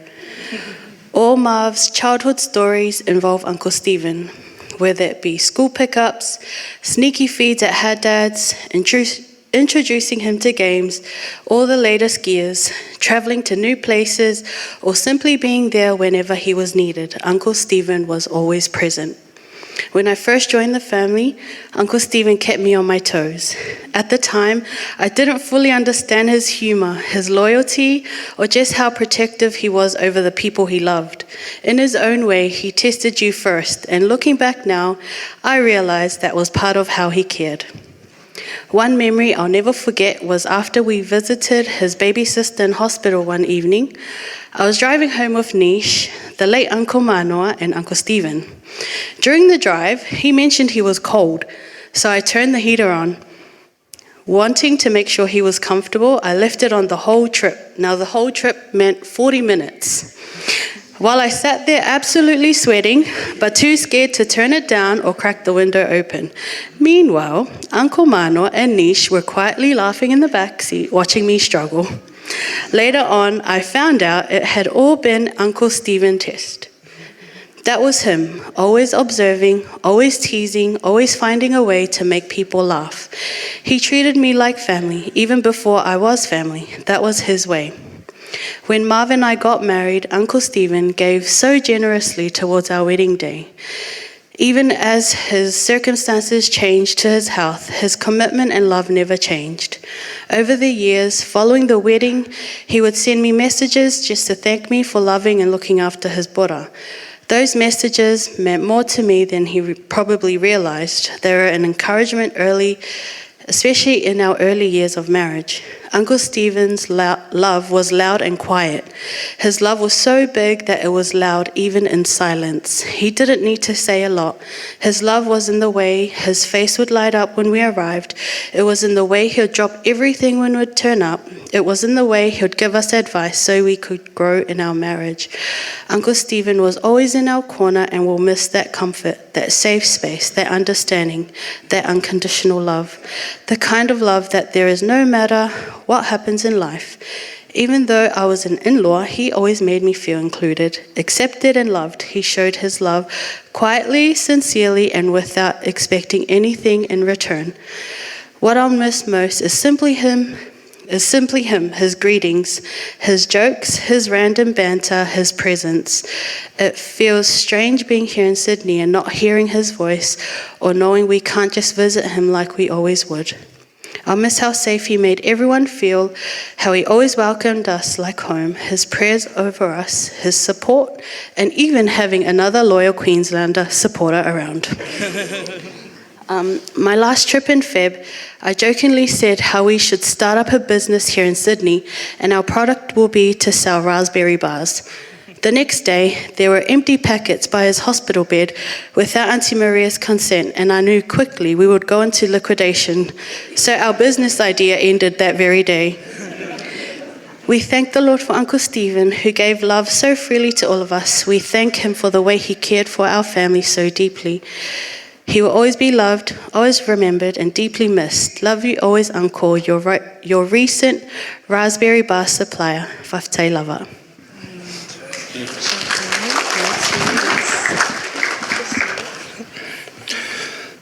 All right. So we've clearly broken the 3-minute rule. But lucky my mum's not here, so I get her 3 minutes, I get 6 minutes. Talofa lava, my name is Marvin. M for Uncle Manoa, A for my Uncle H for Auntie Helene, and VEN for my favorite Uncle Stephen. And it's ironic that half the letters of my name belongs to this guy, because half of my mannerisms, half of my characteristics, my sense of humor, the way I protect my family, my love for egg burgers, Big Ben pies, and fizzy drinks, all stems from my Uncle Steve. My mom Tina, aka Ching, and Uncle Stephen are brother and sister. I was blessed to grow up with my mama and papa there at 76 Kerrville Ave. Uncle was the last of his siblings to leave home, so the first 10 years of my life, Uncle raised me and nurtured me in the true Tuitama fashion, where everything was sport, particularly basketball, music, and God. Uncle took me everywhere when I was little, and he gave me a lot of my firsts. My first basketball boots, my first rugby boots, my first PlayStation, my first time nightclubbing, my first all-you-can-eat pizza with Joran, my first concussion, plenty of firsts. Everybody say basketball. Uncle took me to all his basketball games around Auckland, scrimmages at Boys Town. When it came to the mighty and dominant Newland Saints, I was at a lot of the tournaments and trainings. In fact, I missed out on Pathfinders growing up because Sundays were dedicated to trainings, and at that time AABA was in full effect. I was always proud of my uncles when it came to basketball, but I could never fill their shoes. Uncle Steve, he had the power moves inside. Uncle Steve could dunk left hand, right hand. He could jump from the hash and dunk. Fun fact, in Tahiti, there was a game that got really heated. Uncle Adrian got really heated. The other team was playing dirty. So what does Uncle Steve do? He jumps up, dunks it, rips the hoop off the thing, and game over. But he always taught me to play hard but play fair. Never back down to nobody. Play with your heart, man. He didn't care if you played New Zealand rep or whatever. If you were playing fun at the Mangere Rec Centre, you were going to get that smoke. And he was well respected. Everybody say strong. Uncle was physically strong. He was like a superhero. If you ever shook his hand, it was like shaking a ton of bricks. No weight training, no bodybuilding supplements, just your straight, natural, hard-working power. I've seen this guy open hand slap someone on the basketball court, and they literally did a cartwheel. Shout out to Patrick from Rebels 1996. Kalo Faiese ka mo Patrick. He would score rugby tries carrying 5 people on his back. Not 5, 3 people on his back. Uncle Tala was one of them. One time at Ardmore camp, we had a church camp at Ardmore, and he cracked open and ripped off his cast, and he rang the doctor and told the doctor, "Don't worry, doctor, the cast is already off." He was so strong. There was this, we used to play a touch module down at Gribblehurst, and there was this guy that stepped and tried to run around Uncle Steve, and Uncle Steve touched him. And the guy scored the try, and then he says, "Nah, no touch." And Uncle Steve was like, "I touched you." And the guy was like, "Nah, no touch, ref, no touch." So then the ref awarded the try. Anyways, it happened again later on in the game. He tried to run around Uncle Steven, and Uncle Steven grabbed him by the top of the shirt, the bottom of the shorts, lifted him, threw him outside the field. And what did Uncle Steven say? He said, "Yeah, what? Did I touch you now? Did I touch you now?" That was Uncle Steve. Even when Uncle Steve fell sick, the pain and suffering that he endured medically, physically, and especially mentally, I don't know many people that can handle going through what he went through for so long. But like Uncle would always say, carve it up. Everybody say music. Uncle loved music.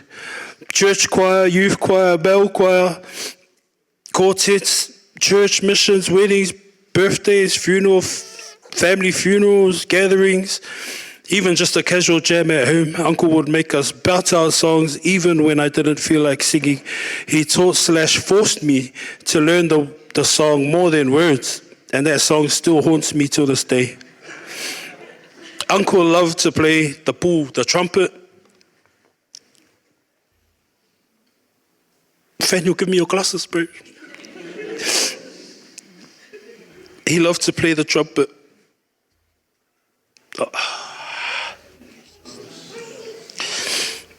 We would talk about him playing in the old days, even till recent, playing for the Mount Druitt brass band here at Mount Druitt, which he loved so much.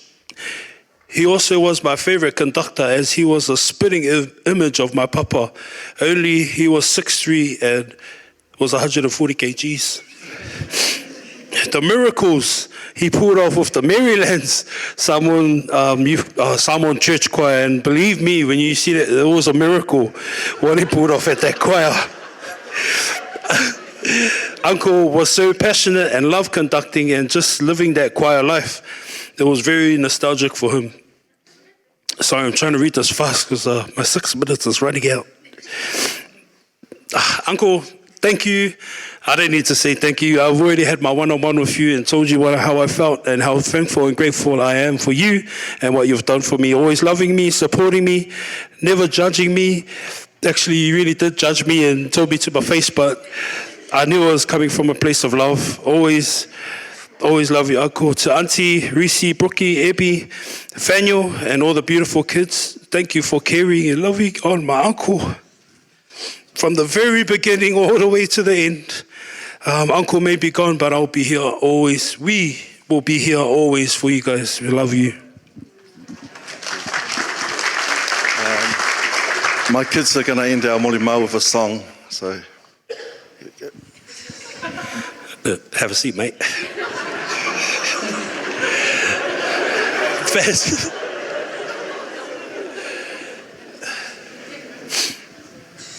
Testing. This is one of Uncle's favorite songs. I think he taught the Stand Firm boys, and we'd love to sing this for you guys tonight.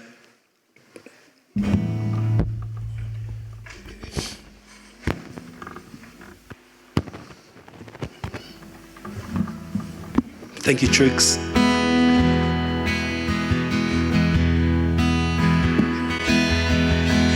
When my time on earth is long and I am old,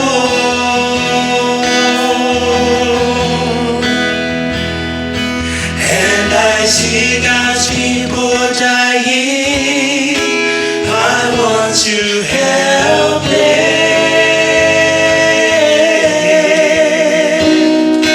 For when Jesus comes tomorrow,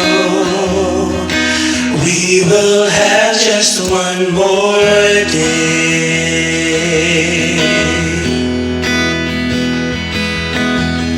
If you have no peace with Jesus, the Son of God,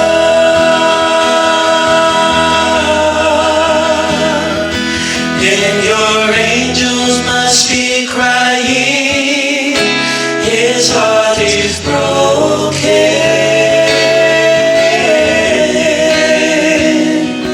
For when Jesus comes tomorrow, we will have just one more day.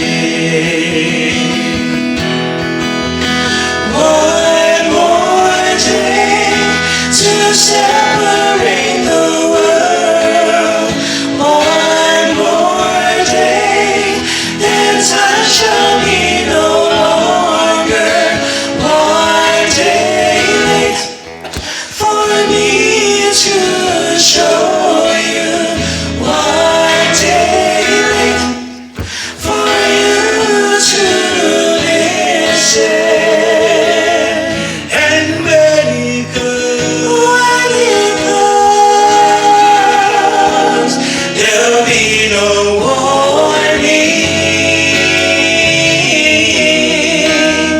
When it all begins to happen, when his throne descends from heaven, we will all know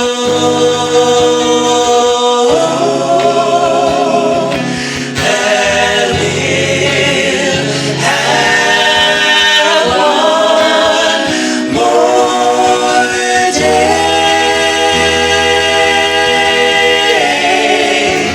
One more day.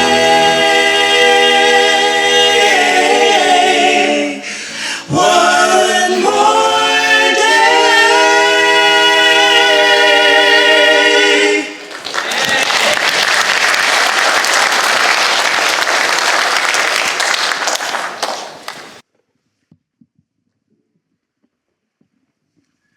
Come on, Uncle Ira, you should have been here waiting till we finished the grand finale, bro. Thank you, man.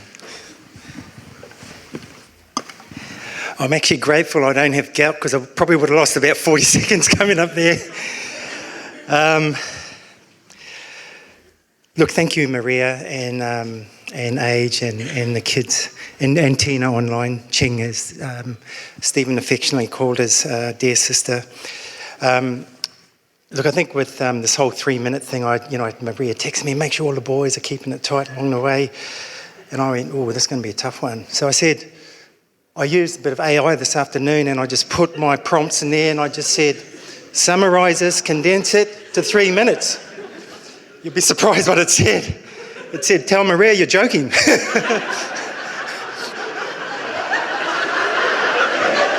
You know, cheers, right? So, look, I'm going to give it a fair crack, but because I know I've got some people online timing me, the stopwatch is on. So, look, I'm Uda Roberts. We have a deep connection with this family, and you've heard some wonderful themes from a lot of people here that have spoken tonight, and I won't go over those. What I'll share is probably in the last couple of weeks when I had the privilege of seeing Steve at the hospital. It was a sad moment. Maria said, his time is near. Get up to the hospital. Steve had a nickname for me, Scoots. I affectionately had a name for him, Skivvy. We saw each other in the hospital, we embraced. And he looked at me and he goes, you remember that time way back then when I picked that car up and I nearly threw it off the cliff? Well, I'm going to share that story. Okay, I'm going to give you some context. Ardmore Camp, a lot of you in here sort of remember Ardmore Camp. It's the early 80s. We were young schoolboys. And Stephen hadn't really come on a trip with us down to Tokoroa, where we hail from in the South Waikato. So we all jump in the car with our, Tokoroa was like his little sub-chapter, right? He had the Saints, he had all these other groups of boys, but we were the sub-chapter down in the South Waikato. We get down to Toke, we go, you know what, no, it's a bit boring down Toke. Let's take the big dog right down the line. Let's take him for a big tour right down to Wellington. So we get down to Wellington, and mind you, we only got $20. We're only school kids, we haven't got much money. And you're actually wondering how we got our petrol money. So I worked at a golf course down at Tokoroa, and we had petrol there, right? But it was locked behind this big cast iron cage, and I said, well, we either spend the $20 on petrol, we save that for food, or here's the petrol. So speaking to Stephen's strength, he ripped this cast iron door down, ripped it off, went in, we got our petrol, and off we go to Wellington. I didn't turn up to work after that. I just didn't know. Like, my boss knew there's 2 white kids and there's 1 darkie. Mate, it was me. It wasn't the 2 rich white kids, it was me.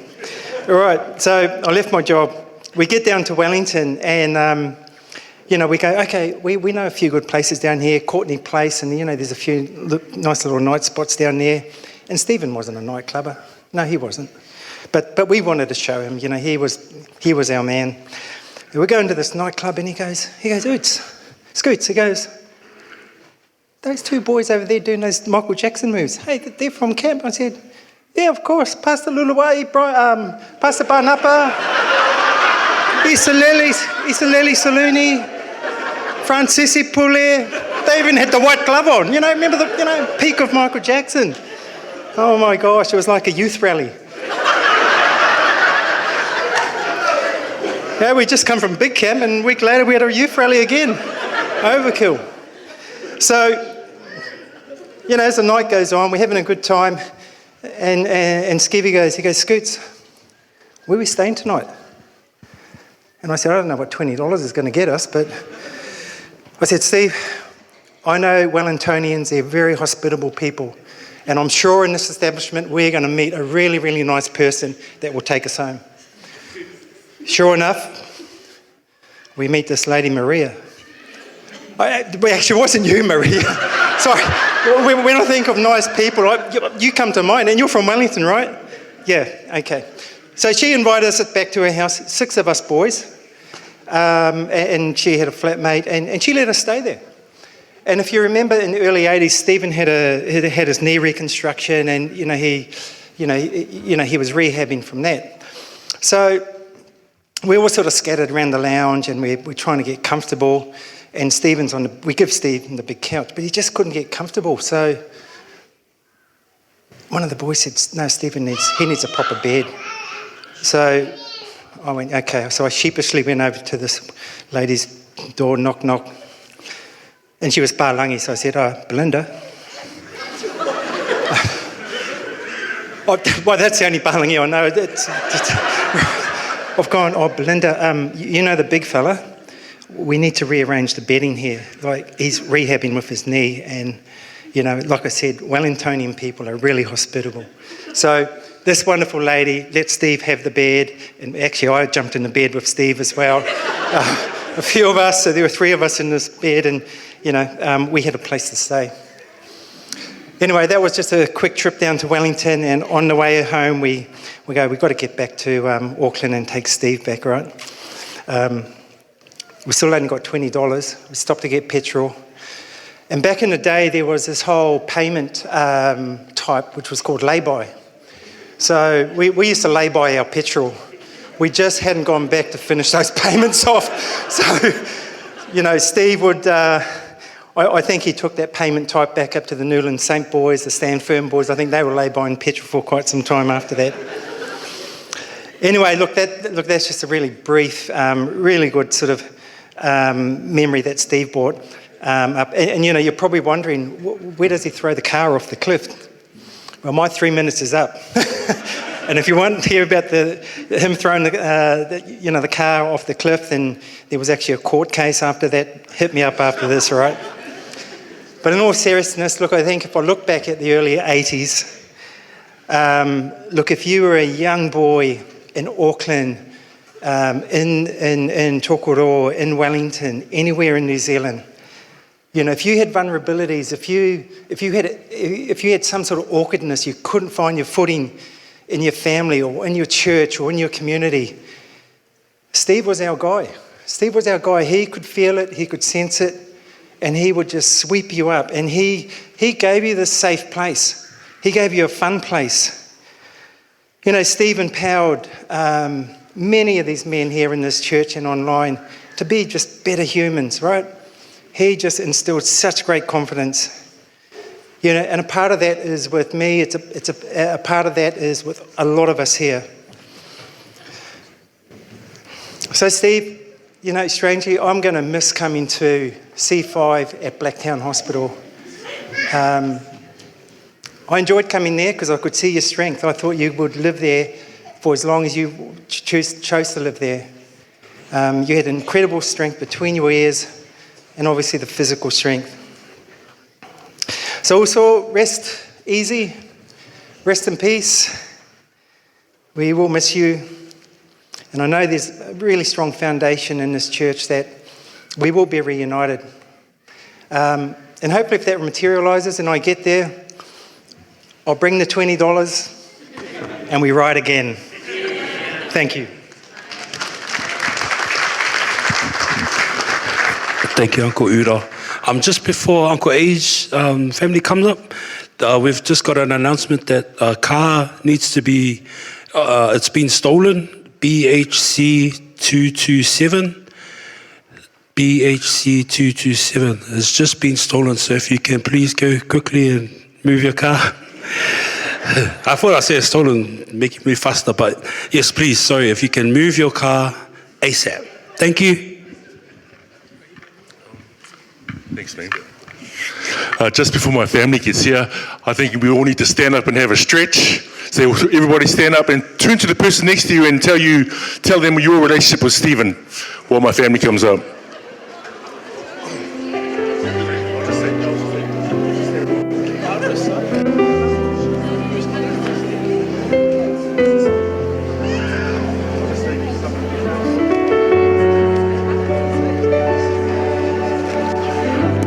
Okay, everybody sit down. Thank you.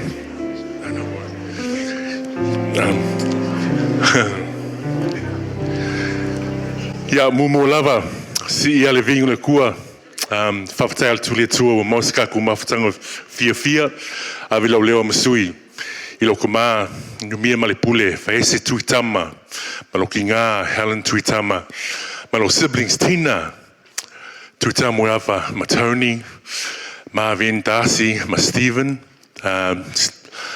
Leatuavao Stephen Tuitama, ma Maria, Larice, Nathaniel, Brooke, ma le whānau. Ia lo usu manoa, ma Karen, ma Ebi, lo usu manoa, ma le wharetua Karen, ma Kili, ia ma Helene, ma Sione, Nishwa, Arthur, Lennox, Clay, Makani, e whawhelawai, ma whaatalo whātu, I Leofia, ma Joy. Sorry, thanks for you have a family here. So, yeah, this is my family, and I'm going to give them the opportunity to say something about their beloved Uncle Stephen and their beloved grandpa Stephen Tuitama. Do you want to go first? I'm going to go first. Okay.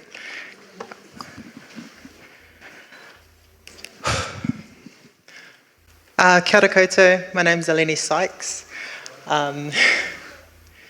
If you don't know who I am, then you clearly didn't know him.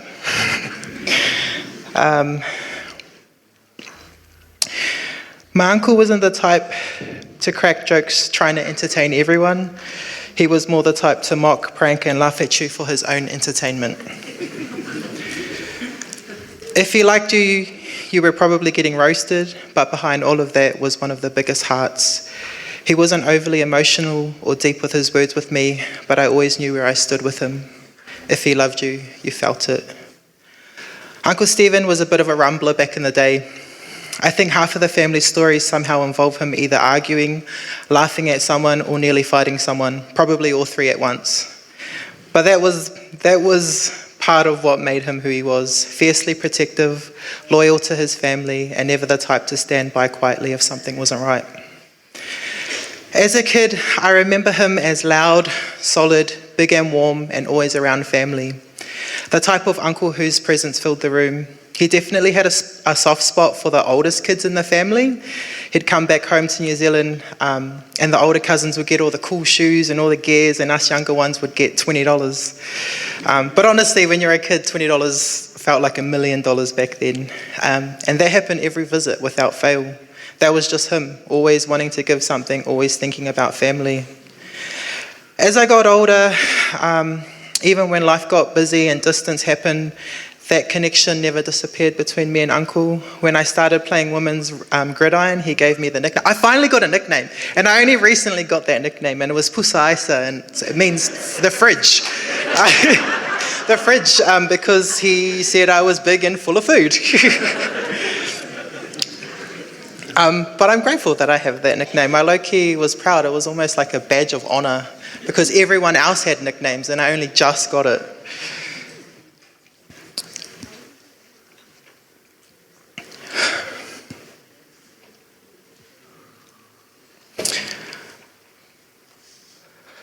In 2024, he messaged me and he said he would make it a mission to message me more and check in often and see how life was. Those messages became something I genuinely look forward to, and now I'm grateful I can still look back over those messages and read them. He'd tell me his whole weekly routine like clockwork. Physio on Tuesday and Thursday, doctors on a Wednesday, riding his scooter around Sydney on Friday to visit Uncle Manoa. He'd update me about walks, blood tests, headaches, having selective hearing, random thoughts at 2 a.m, and somehow make ordinary moments feel important just because he was sharing them with me. I'm grateful he stayed connected with me. Even while dealing with his own health struggles, he was always checking in on me, always reminding me to keep challenging myself, keep moving forward, stay strong. He always told me how I reminded him of Auntie Lane's. Honest, transparent, unapologetically me, and always down to fight. And that he would always accept me as I am with no judgment. Those words meant more to me than I think he realized. I think grief comes with a lot of regret sometimes, wishing you had one more visit, one more phone call, one more conversation. But when I think about him, I don't only think about loss, I think about his laugh, his pranking, his humor, his random updates at 2 a.m, and the way he made people feel cared for without making a big deal out of it. Auntie Maria, Laurice, Daniel, Brooke, Ebby, and the kids, thank you. Thank you for loving him, caring for him, standing beside him, and becoming his family in every sense of that word. The love and support you give him never went unnoticed, and I know it meant everything to him, and I hope you always remember how deeply he loved you guys. Love you always, Uncle. Peace out.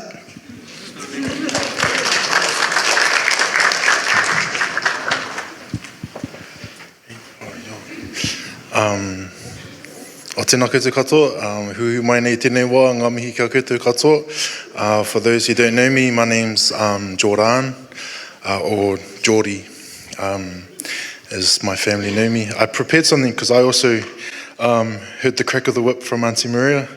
So I jotted some words down today, but majority of my memories are probably based around myself and Buddha.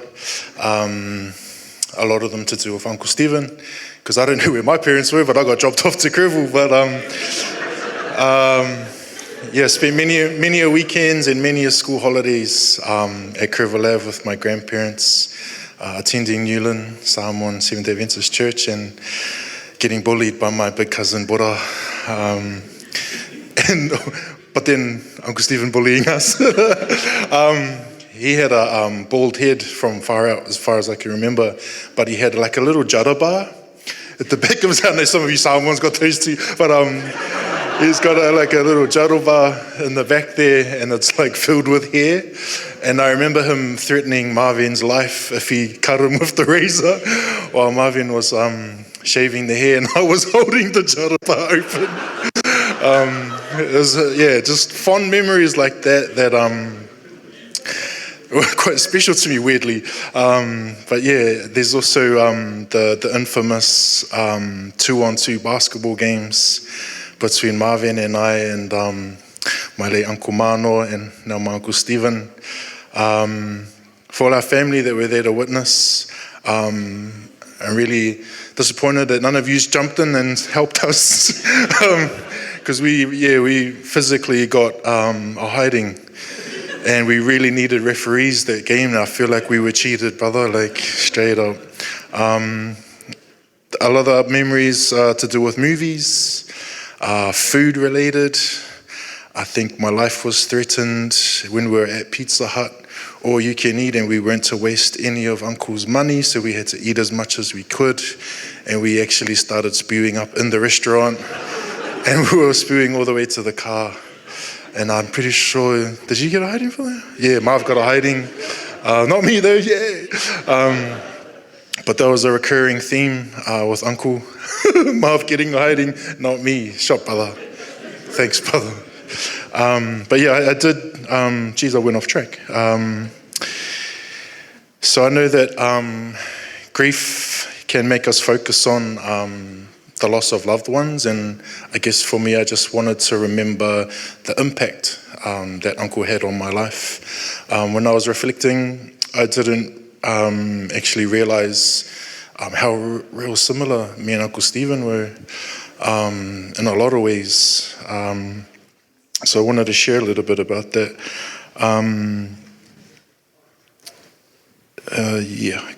So one of the things I wanted to share is that me and Uncle were both pretty quick to the punch, figuratively and physically. I watched my uncle fight many times, but in particular this one time on a basketball court. And I eventually got banned from basketball for fighting on the court as well. So that's the impact there.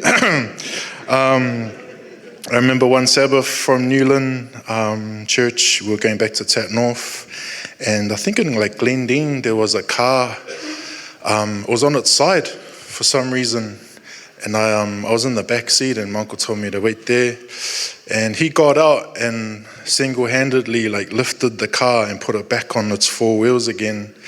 And I was just like in my head like, my dad was telling the truth, he is strong. And this like superhero was put out there by Darcy, I think, and just those memories of him being this incredible human that did these amazing feats. And then that impact on me, having the belief in myself and confidence that I could also be strong, and went on to do some strength sports along with my sisters as well, and I think that was directly impacted by Uncle as well.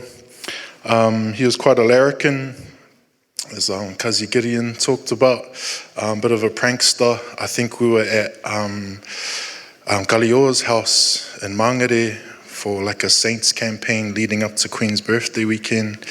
I was only a young fella, and I think Marv was in the team but not quite playing just yet. And I woke up in the middle of the night, and Uncle Stephen had a vivid, and he was drawing on everyone's faces in our sleep. And I got up and I started cracking up, and he was like, "Jordy, shh, go back to sleep." So I went back to sleep again, to wake up and find out he drew on my face. And I won't tell you what he drew, but it was pretty funny. So these a whole bunch of memories I have with my uncle. And like my uncle and myself, we both have our flaws. We're both quite hard-headed by nature, very stubborn, me and Uncle. But if you were fortunate enough to have the opportunity to know him, he was really, really, really loyal, really, really loving, and I got to see him and witness on many occasions the care that he had for people, and sometimes just strangers, like randoms. He'd buy food and stuff for them, and he'd teach us these really cool life lessons about giving and service. So I had a kid real young, so I didn't really get to have the time, I guess, to spend with Uncle. I had to be a dad, which isn't great when you're young, but anyway, that's another.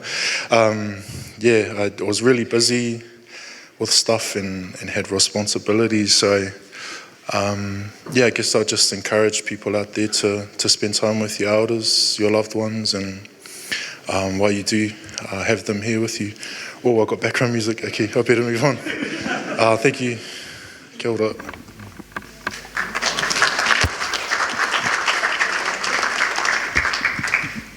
Kia ora, everyone. My name is Rose and I'm Steve's sister-in-law.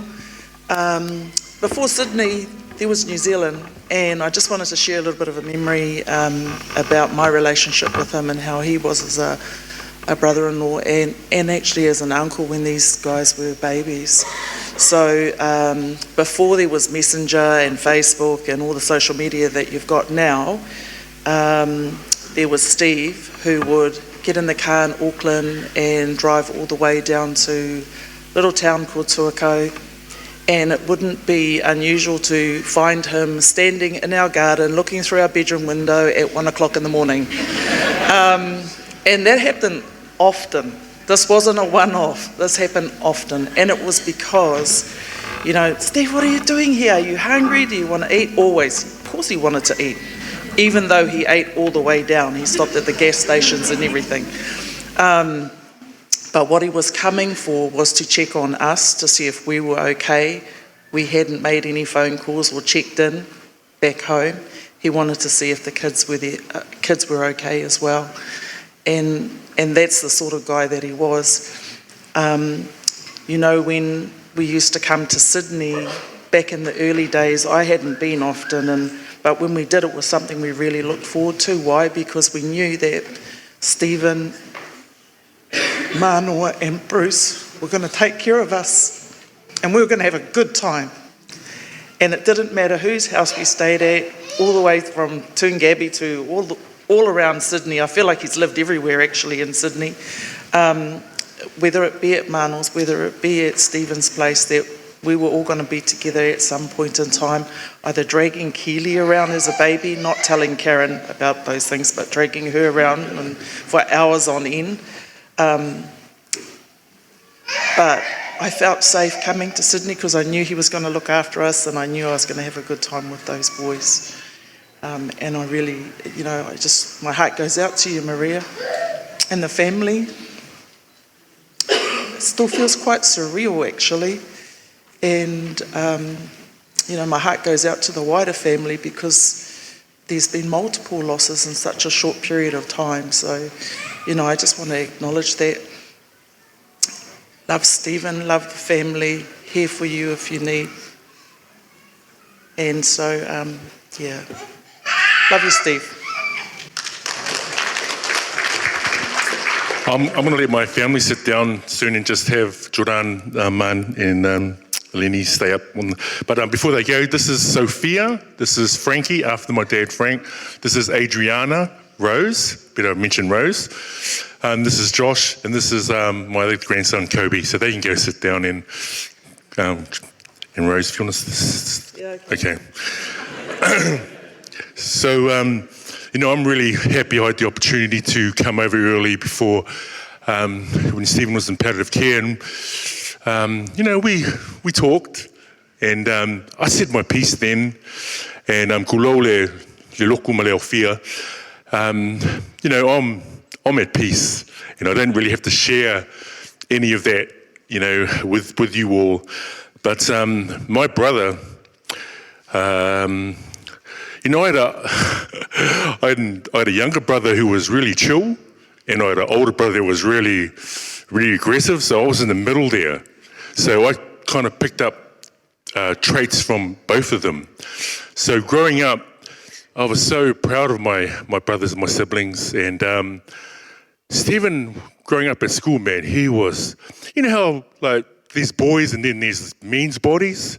Stephen had a body of a man at school. And what an athlete. He was, he was called Faiese, but nobody could pronounce the Samoan name. They used to call him Faiese. And me and Manoa and Helene Tin used to flip and tease him, hello, Faiese. And honestly, man, he used to get angry because you knew the line with Stephen, especially being a younger brother. And, and like Jordan said, I copped it quite a bit. And I knew Stephen's limits, He was like a storm. You know how the storm builds up? And with Stephen, man, when the storm blew up, he just blew, and he was so hard to coach, because as a younger brother, you'd be in the timeout and you'd be, Stephen, and then he'll give you that look and you go, okay, you can do what you want. That's the kind of brother he was. He was very talented. And, I could go on and on, but we've got a long night tonight. And, I just want you to say, I just want the focus to be on Maria, because you, Maria, you were there when he was sick, the early nights, the late nights, and I know what my brother's like, and to show the love that you did for my brother is enormous, Maria. And I just want to say thank you, Larice and Brooke, Nathaniel, you were all there. And, we can talk about Stephen's experiences, but I think, I wanted to focus on, his last few years where, through the good and the bad, Maria, you were always there. So I just want to say thank you from the bottom of my heart. I would also like to encourage us, sometimes as brothers and sisters, we all have our different relationships with each other. And sometimes they can be very, because we're all different, we can carry on a lot of toxic behaviors, and, it's really hard to forgive, your siblings. But when they go, man, you really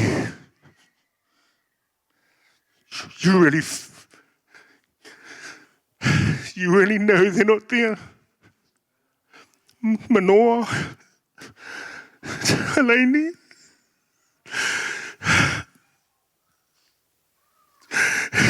Stephen. It's hard. So I encourage you guys to love your siblings. Doesn't matter what.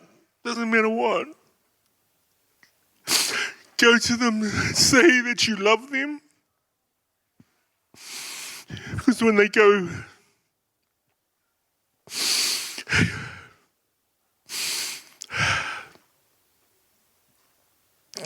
yeah, that's enough, okay? So we'll sing a song now. Stephen's going, what the hell? Bro, so we'll finish up on a song. Yeah, whawhatai tērā, whawhawhonga.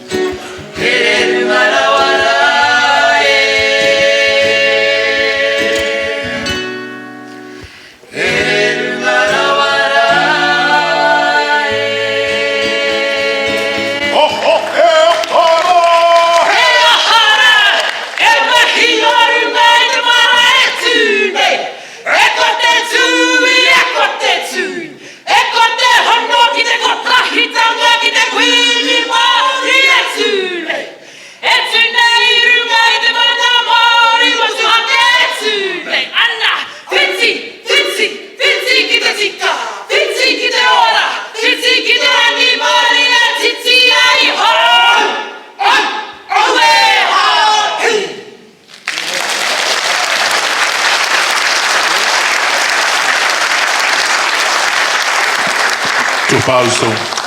Magi longalanga. Sorry, you made me walk up here.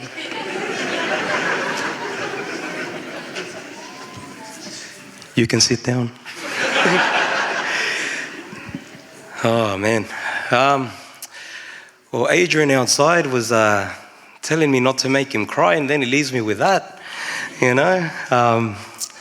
But, you know, I guess I'll introduce myself first. You're probably wondering, who's this nacho-eating, Mexican-looking guy here with a crazy hairstyle? And look, when I was a lot younger,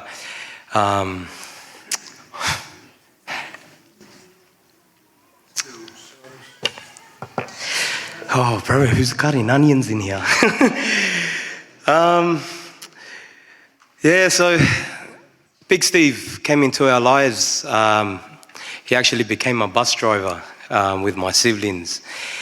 We were just a Hispanic family, big family like this, but we're the only ones here in Australia. Yeah, only 5 of us our whole life, so no aunties, no uncles, none of that. Immigrant family, first gen, well, poor as anything. We even tried to get the cockroaches to pay rent, mate. You know, like that's how hard times were. But, you know, that's in and around that time, we were financially going through a lot of bad times, and my mum also got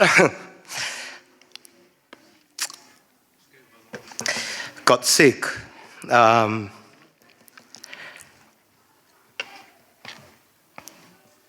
Wow, this is what this guy does, you see.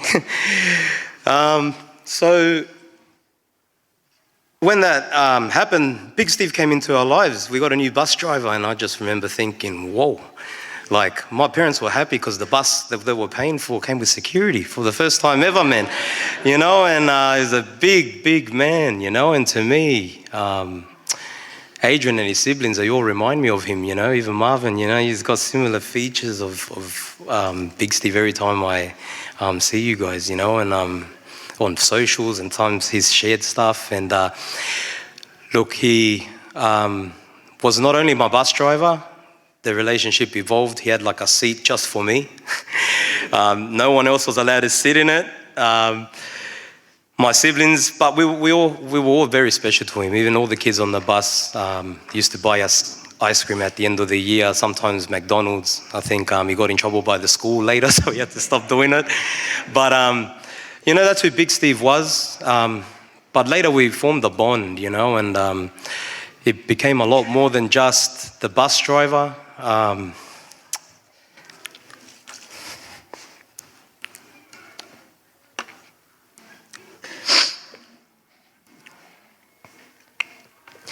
We were poor, so he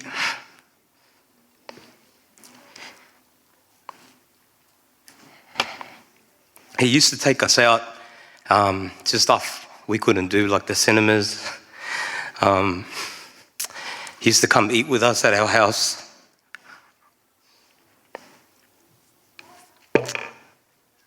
I'm not getting angry like him. I also witnessed, to make it a bit more cheery, I also witnessed Steve's hands and his wrath on a few human beings. Not on the kids on the bus, but for example, he'd see like a domestic violence couple, like something happening on outside, and he had to go help, you know, and that's who he was. And he'd get there in the middle, and the guy would fly like a rag doll, and you all right, you know, and times like that. And a few other times that, you know, I'm not going to talk about that too much, but, you know, he was a protector, very defensive for the things he loved. We became a part of that with my family. He became like an uncle.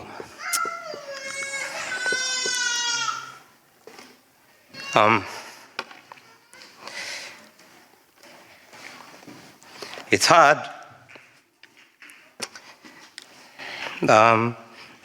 He did a lot for us, man. Like, even we know that he paid for our school fees a few times.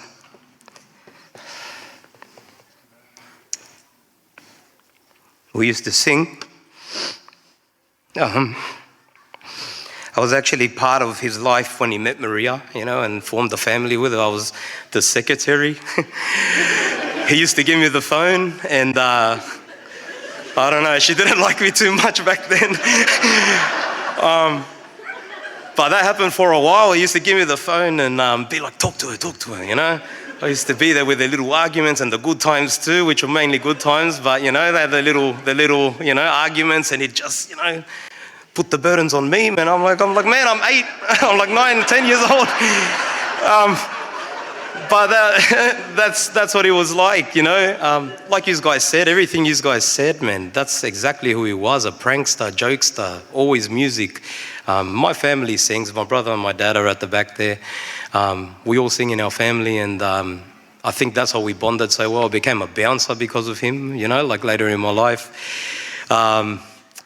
You know, he's just such a special person to us. He became part of, as you guys say, my ainga, you know, and we say familia, you know, and I saw Big Steve. I made my peace with him a couple years ago, because when he went down, I got a brother who goes through a lot of things very similar to Big Steve. We've nearly lost him a few times, so I understand from a brother's perspective, except for this part, because he's still here.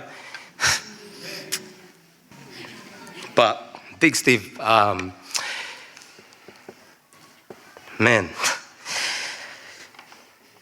I made my peace with him, and oh man, we could be here all night, but I've got 3 minutes, and I know she's watching me as well. So,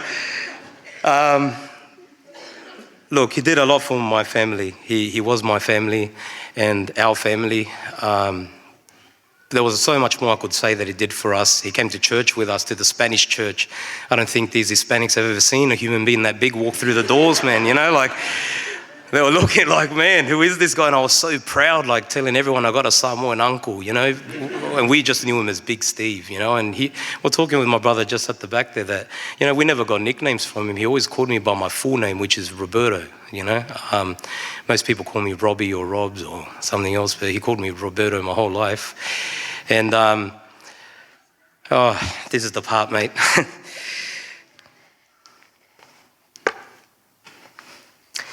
It's really hard for me to get emotional in front of people.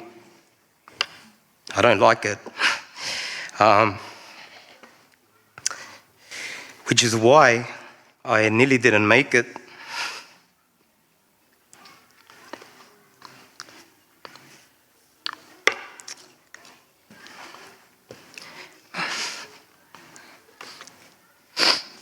My mum, my dad, my brother, they went early in that day, and they asked me if I was going, and I said, man, I can't. I said, because, you know, I don't like to be, in Spanish we say metiche, it's like a sticky beak, you know, into people, especially sensitive moments in life. So I didn't want to ask Larissa or Maria like what his condition was really like, if he was still talking, if he wasn't. But from the photos, you know, I thought he was still in New Zealand, you know. It's crazy how time just goes so quickly and you don't really know, and you're stuck in your life. And, you know, and although I made my peace before that, my dad said to me, I think you should go see him, you know. And I said, yeah, Dad, I just don't want him to remember me sad and break down, and he can't talk to console me, because that's what he's like, you know. If he sees you sad, he's going to try to make you feel better, you know. And I didn't want him to get stuck with that as the last memory of me. And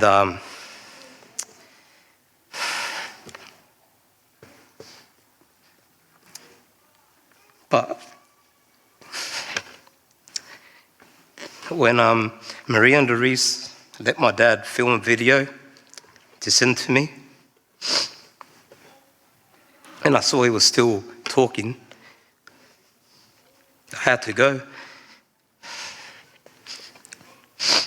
And I had to put what I was uncomfortable with aside and what I didn't want to do for him, because he did that for us in my life.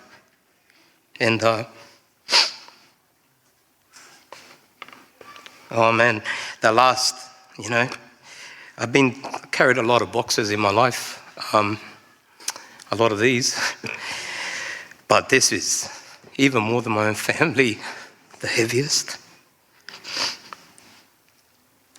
so far. And, getting to see him though, as sad as that was and as hard as that moment was, and is for most people, it was such a beautiful moment too.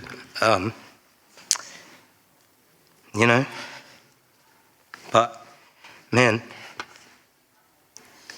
since then till now,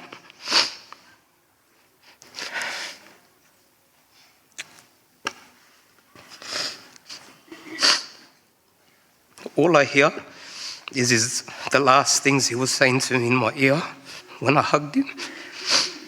And also the reaction when I first arrived with my sister, because we were the last two out of our family to go see him. We happened to arrive at the same time.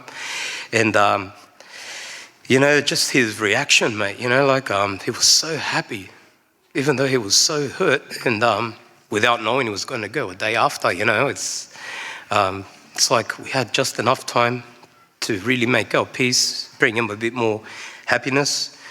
And he was just telling me he loved me, and he sung to me.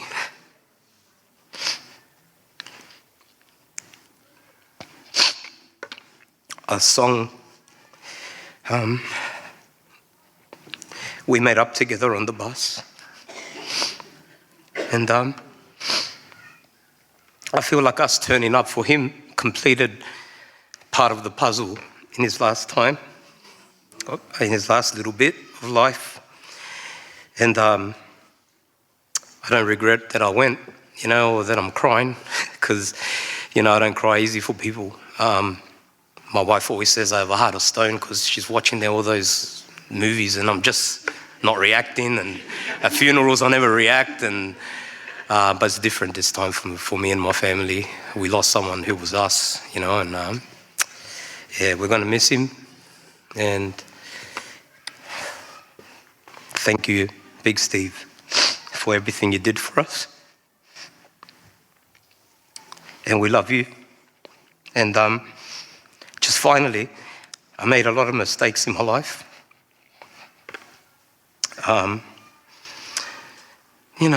Wanting to be bad. And, it's not who I am. Big Steve knew me for who I was as an innocent kid. And I told Adrian on that night, when I saw him outside with one of his cousins, I think it was, I said to him that seeing that moment there, man, made me want to sneak into heaven, because I'd really like to see him again. And, us Latinos are good at sneaking in past barriers, mate. I'm going to get my green card in heaven. I'll do whatever. I'll sneak under. But, honestly, without the sadness, he really did mean a lot to me and my family. And we're very grateful to use for letting us be a part of these sensitive moments, for letting us know to come, for allowing me to speak here. I was very surprised. I only found out 2 days ago because Larice, where's Larice? She let me know. And, I would never do this for anyone. I'd run, I'd just make an excuse. I'd say something else, but I can't do that for him because, like I said, he was there for us. And I'll never forget. My kids know the songs that he used to sing. I've talked to them so much about him throughout my life. And my kids were very sad. They've never seen me like this, always happy, always positive, trying to change my life and just bring happiness to the world now. And instead of hurting it. And, there's a big crack now here because, probably the wrong choice of words, but because of Big Steve, the biggest heart, biggest power, but he's just a one of a kind, 8 billion people in the world, and he showed up for us. So that's all I had to say today.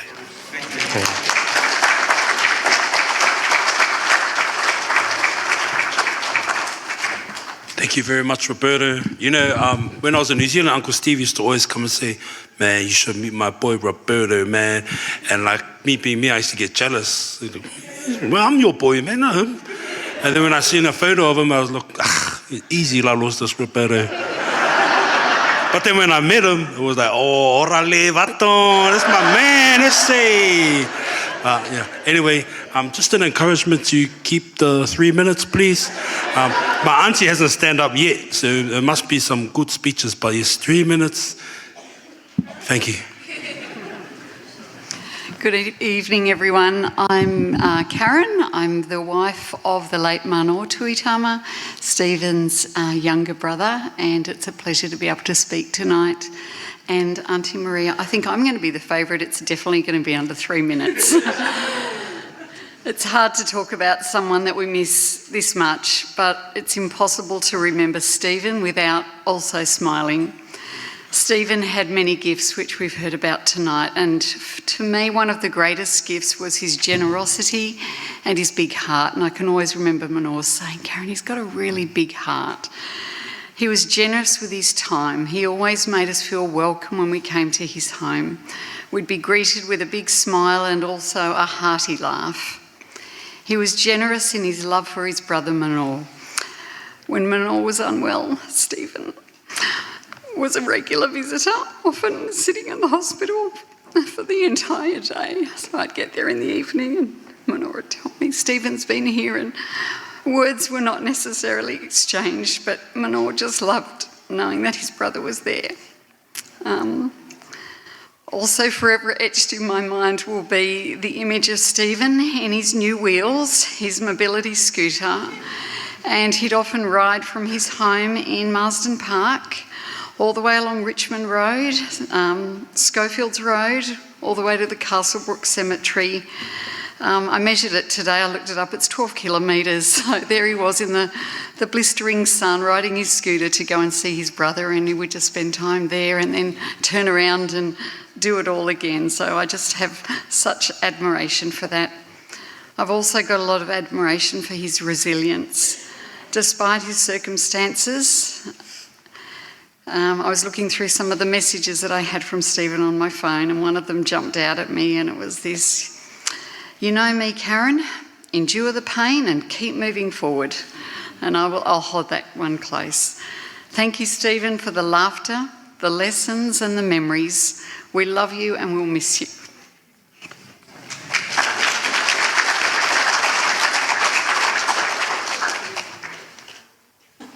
Man, just moving the dirty tissues off the stand.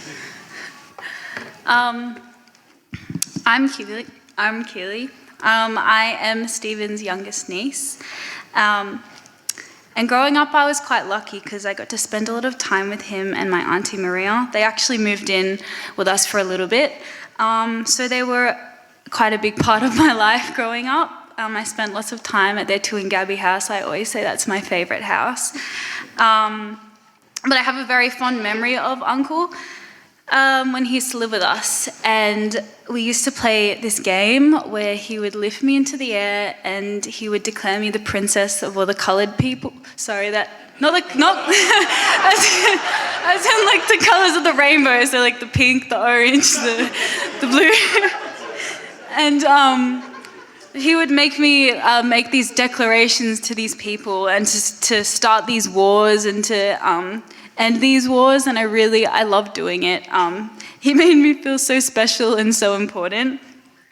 But eventually I had to learn that his attention couldn't constantly be on me.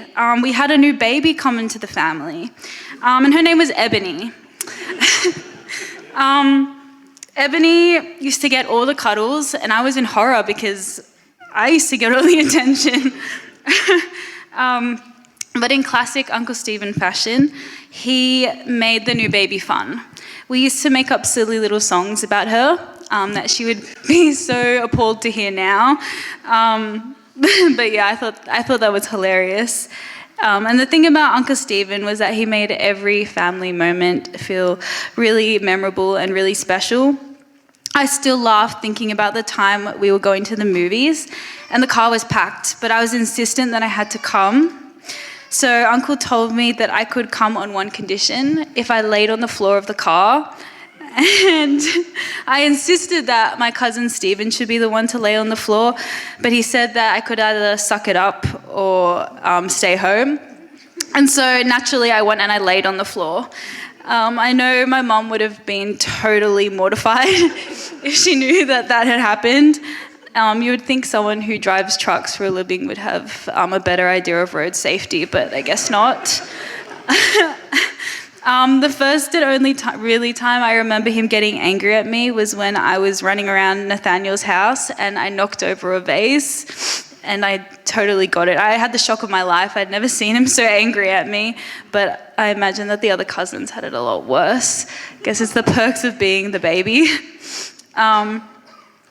Since my dad isn't here, oh my goodness, it's so embarrassing. I'm not going to watch this back if I cry.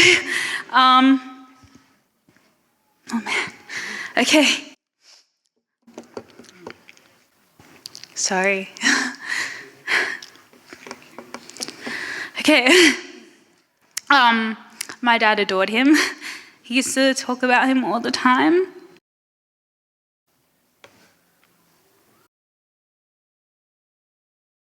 Oh my goodness, whatever, okay. So the two of them were always together, and if they weren't together, they were probably yelling at each other through the phone because they were deaf. And everyone could hear their conversations. No secrets in our family. Oh man, a few years ago we had a scare from Uncle. We thought he was going to pass away. And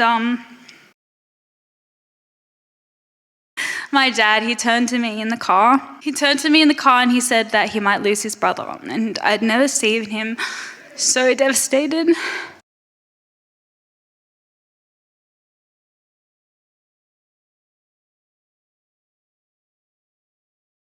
But it really just reminded me of the strength of their bond and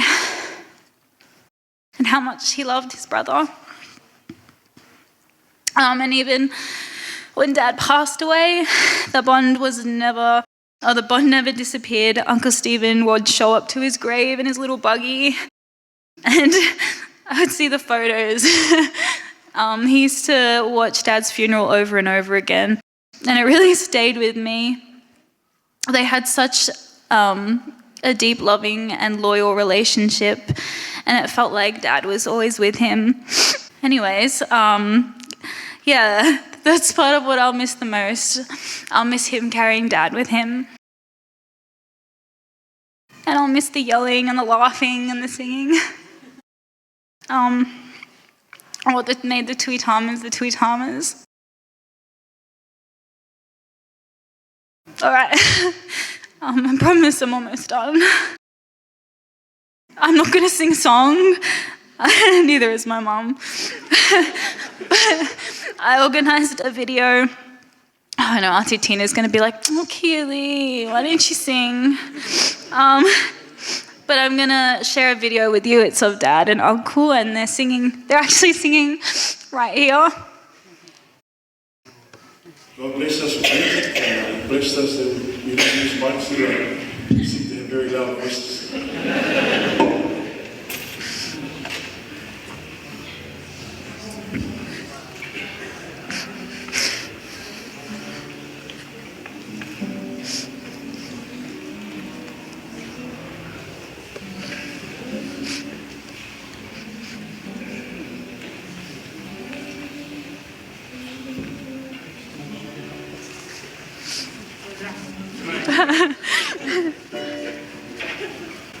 I believe in the hill called Mount Calvary. I believe whatever the cost, and when time has surrendered and earth is no more, I'll still cling to the old rugged cross.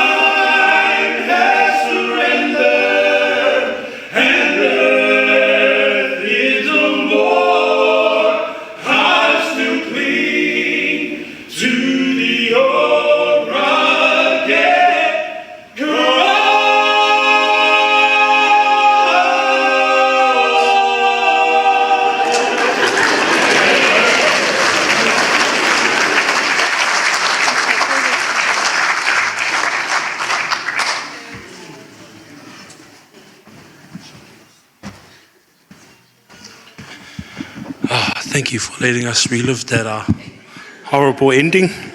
But now it's time for Uncle Bucks. This is one of Uncle Steve's day one brothers from New Lynn. Let's get Buck. Yeah, tā rofa lava, hauwhia, maluma Samoa. Yeah. Yeah, that's my name, but it was 1985. That's when I really got to see Stephen. I was sitting on the porch outside of Dexter, and he came, he was in his Falcon at that time, and he just waved me down, and in the car was Whaaro, Squire, and Kolangi, Nessie. And at that time, he was transitioning from the Stand Firm boys, and basically we were called the boys at that time. But he loved to go to Maraetai. It's the beach he loved the most. And yeah, I thought it was the most ugliest beach. But yeah, he loved going there, and we used to just bomb off the pier there. But it was, yeah, his love for his family, love for church, and his love for pathfinding, sports, which was basketball, touch, rugby. Those, yeah, he was such a sportsman. We were basically in our prime back then, around we would have been 16, 17 at that stage. He was a really good sportsman. But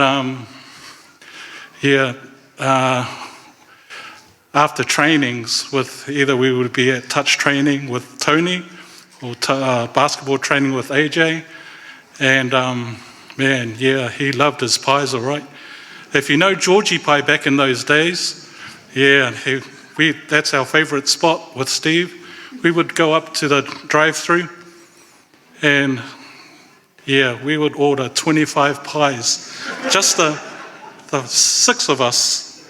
It was, myself, Steve up front, and then Squire, Whaaro, and Sam at the back, and then Junior joined us later.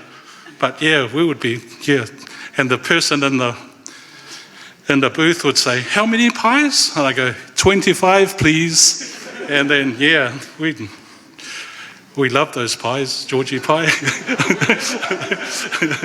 But anyways, yeah, those were the memories we had. But the one thing with me, with Steve, yeah, he had all his, I was really shy back then, in those days. Like, I was really shy. And when I joined the group, when he invited me into the boys, he definitely installed in me confidence, and he brought me out of my shell. So, yeah, I'll always be grateful for him for that. And, yeah, my hat off to you, Maria, and the kids for looking after him through, his sicknesses. It's really hard, but, yeah. But all the best. We're always here for you. Love you. And, yeah, rest in peace, my brother. Thank you.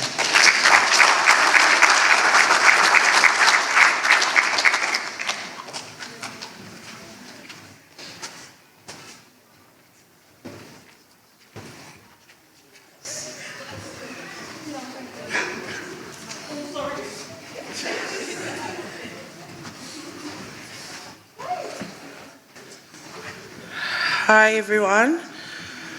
Just before I do my testimony, just want to introduce everyone. We're Helene's children. So I'm Kanishwa. This is my husband Arthur. Then we have Lennox, and then Clay's partner Joy, and then Kani. Okay, I'll go first because I'm a crier. So, for those of you who don't know me, I'm Kanishwa Tuitama Papali'i. I'm Helene and Siona's eldest daughter. Most people call me Nish. If you know me from church, it's Tina. For my cousins, the favourite. But to uncle, I was always Meninga. Sorry. I'll try not to cry.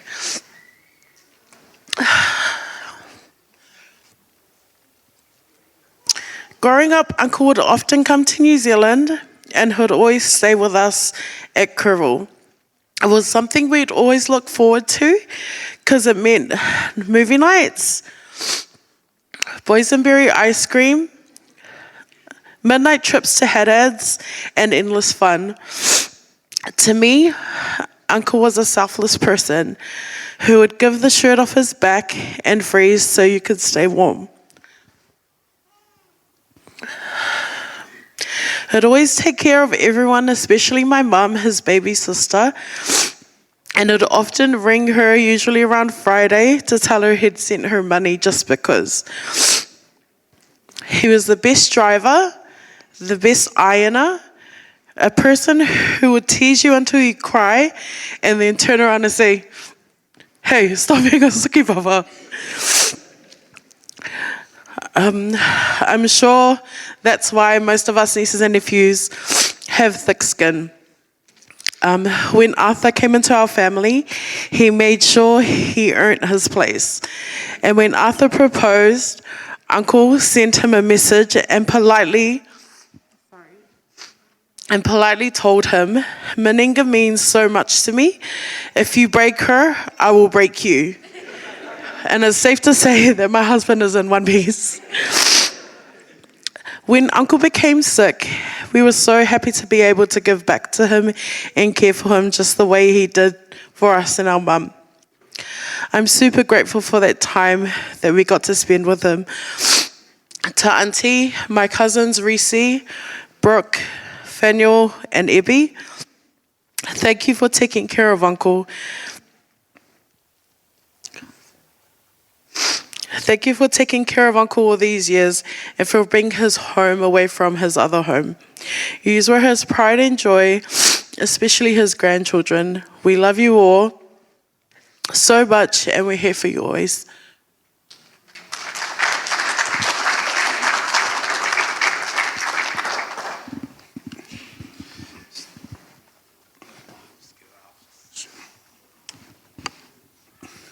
Testing. Hello, everyone. My name is Arthur Papali, and I'm the husband of Faiese, Stephen Tuitama's treasured niece, my wife, Kinishua Tuitama. Firstly, I'd like to thank Maria and the kids for giving me the opportunity to speak today about a great man, Steve. Let me talk about how we first met back in 2023. I had just finished work, and I had to go pick up my wife from the hospital when Helene wasn't there. My wife had always told me stories about this guy. And I'm like, "Oh yeah, sweet. I'm all good, so I can meet him." So when I first saw him, he looked at me, he gave me that look, like what you guys were saying, that Michael Jordan look. I lended my hand, gave him my handshake. A handshake's supposed to be firm. This guy was trying to squeeze my hand and trying to break my hand. So, and for me, I had to show him that I wasn't weak, so I did it back to him. But it just showed that he was it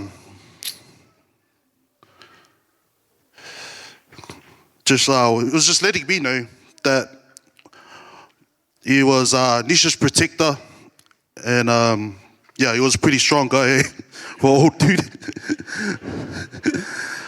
From that day on, our relationship grew stronger, as strong as that handshake we had.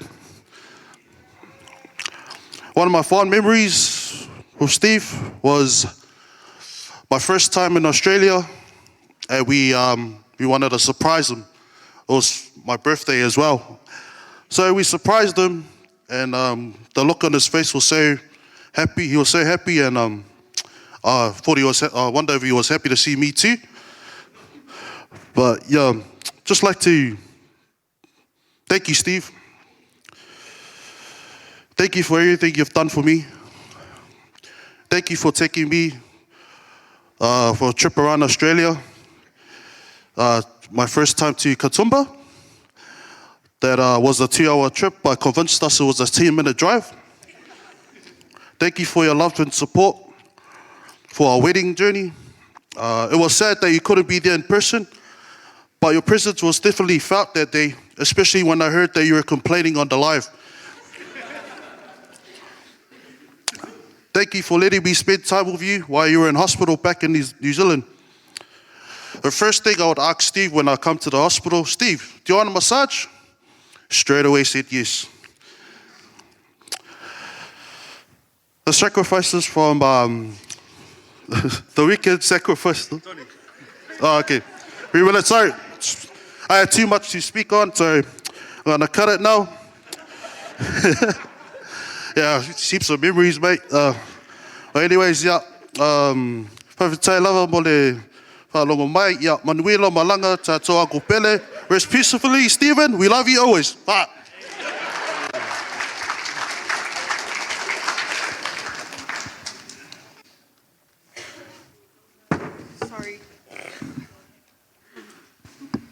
Sorry, guys.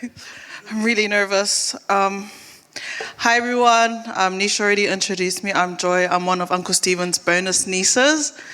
I remember when we celebrated Uncle Steve's 60th in New Zealand, and Marv went around the table and he asked us to come up with one word that describes Uncle Steve.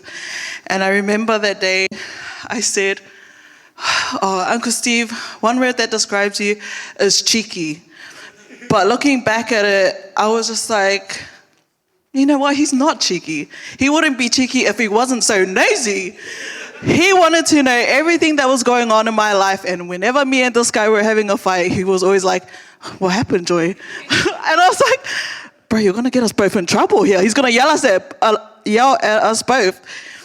And because he was... It hasn't even reached a minute.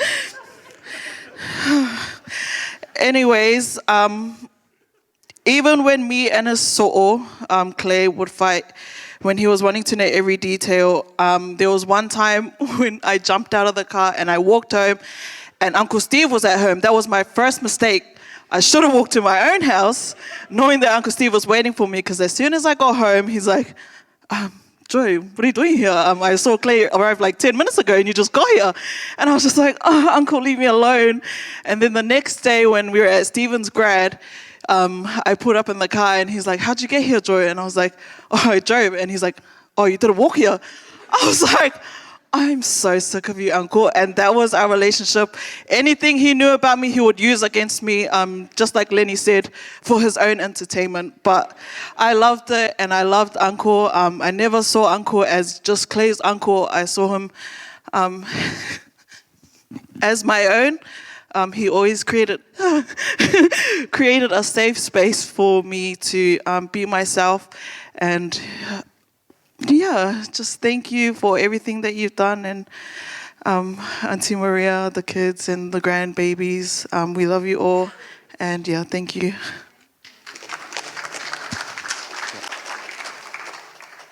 Oh yeah, you guys can sit down now. Because we're gonna see now. Okay.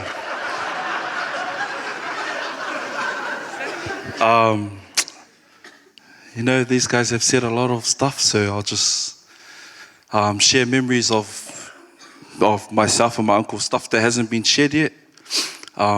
If you knew Uncle, he was fascinated with lawns. If your lawn was long, he had a lot to say about it. So every time he'd come to New Zealand, Mum would make sure that our lawns were done. And if they weren't done, my dad would cop it.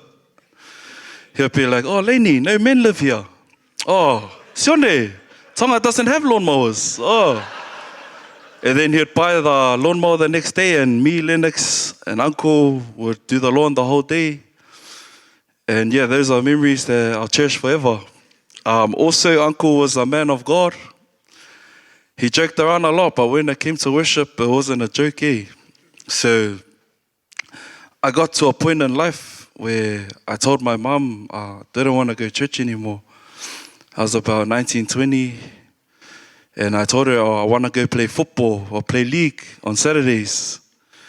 I'm going to make the NRL. I didn't make it, but that was the plan. And anyway, mum agreed. Oh yeah, you go play rugby. Anyways, I played my first game and I got dropped that week.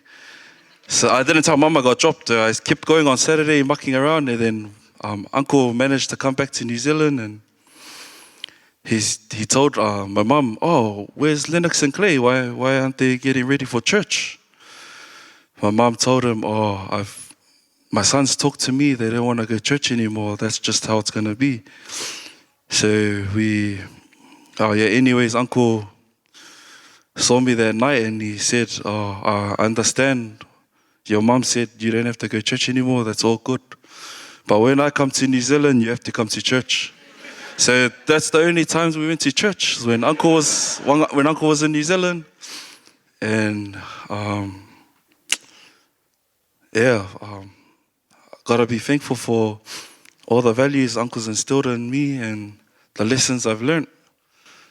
It's turned me into a better son, better brother, uncle, hopefully a father one day. And thank you. I love you, uncle. My brother just flew here to stand here, but I'll call up my other brothers if we can sing the song for uncle.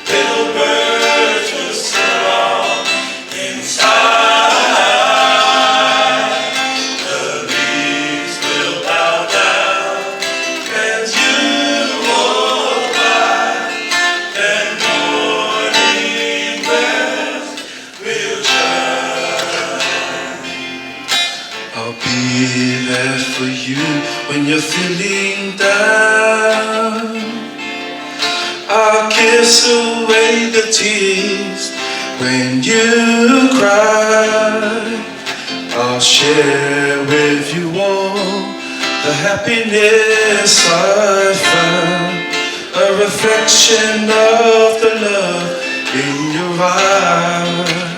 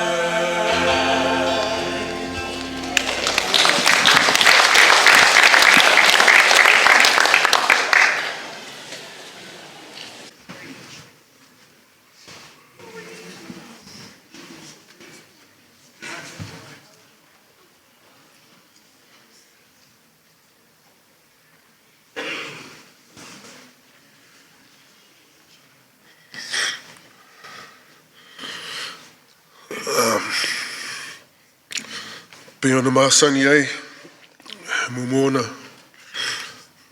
si irvi inga malwhawhatai le tua, nona alofa ma nona angale lei, ua mawhaina tātou o mai whaatasi ma lima whaatasi mo le toi sau ningo si uso o Steve. Talofa family, my name is Maeli Sinapati. My dad is Upuse Benipati, and my mum is Fale Fei Upu Pati Apulu. I'm a little bit nervous, probably because when Maria informed me that Steve wanted me to talk tonight, I guess I didn't feel worthy, simply because of the impact that Steve has made on a lot of people, me being one of them. So I'm going to keep it short. My connection with Steve, yes, was at Newland Church. I was one of our family, along with a lot of the other families that are here, that started off Newland Church. That was where, I guess, that was where we formed as a group of young teenagers and then eventually young men, where we learnt core values of not just who we were as Christians, not just who we were as Samoans and as Seventh-day Adventists, but because of Steve, who we were as individuals. Steve had a knack of, well, he brought us together, a bunch of misfits. There would have been 20, 30 of us in Newland, and Steve was our leader. But he had a way of not just unconditionally loving and mentoring a group of us, but he also found ways to support us individually in whatever our challenges were. Like Pati Sauni said, he was quite shy, and Steve had a knack of helping us be the best versions of ourselves before that became a catch cry. So I'm extremely humbled. I'm extremely proud that I had time with Steve. I'm also really, really grateful that I got a chance, because it doesn't always happen, but I had an opportunity to visit with Steve in palliative care, as some of you have already. Now, when you're Samoan and when you're part of this community, we go to a lot of funerals, and we don't often have time to speak and express what that person means to you. But for whatever reason, I had that opportunity. And when I was leaving to head back home to Brisbane, and I had a couple of minutes with Steve, and I made sure that I got to thank him for his life of service. I got to thank him for keeping us connected, our young people. I can see so many familiar faces here.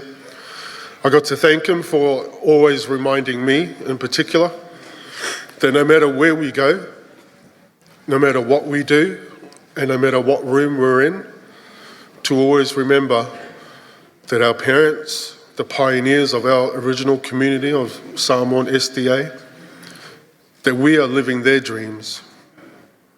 And so, to Maria and the kids, thank you so much for loving on Stephen. And I'll just leave you with a quick story. So, you heard briefly that Steve loved trucks. And Steve and I have been in communication on and off for the last 10 years, but when Steve started to get sick, we communicated a little bit more on Messenger. And one of the dreams that Steve had was to own his own truck and to be an interstate truck driver. That was one of his dreams. Unfortunately, he didn't get to live that out because he became unwell. So the last 10 years, but more so in the last 3 or 4 years, and even more in the last couple of months, Steve and I communicate on Messenger. I send him photos. I'm in the trucking industry, and I've been in the trucking industry for a very long time. So what I would do for my brother, no matter where I was, he always wanted to see photos, videos, all the different trucks that we had, road trains, side tippers, mining equipment.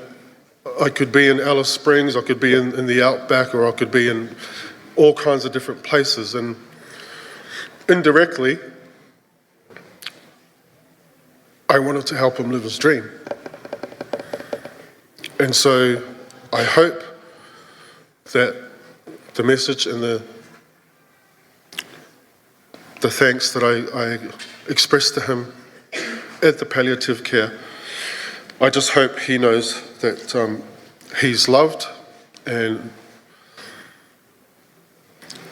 he doesn't have to endure any more of this, but we do. But the message too is for us, if we really do love Stephen, and I know we do, then I guess after today and after tomorrow is what's next. What do we do next? How do we move forward after we put Steve to rest tomorrow? So that's something to think about, but I also encourage everybody to remember to love on Maria and the kids. That's where my energy will be when I think of Steve. So God bless everybody. Thank you for your time. Oh, sorry. And at this time, even though it's on the program, can I have all the boys up here, please? Yeah, all the Saoni boys. Danny, I can see you. All the RU boys. Calvin. Melvin, don't make me. Don't make me, Melvin. Come. Danny, come. Any of the Newland boys, please. Oh, and this guy, come. This guy is one of the things that's about being short, right? Is he obviously climbed into my hotel room and stole my speech. Because word for word, no, I'm joking. Anyone else? Is there anybody else out there? Where's Tala? Tala, don't be hiding back there. Yeah, nice.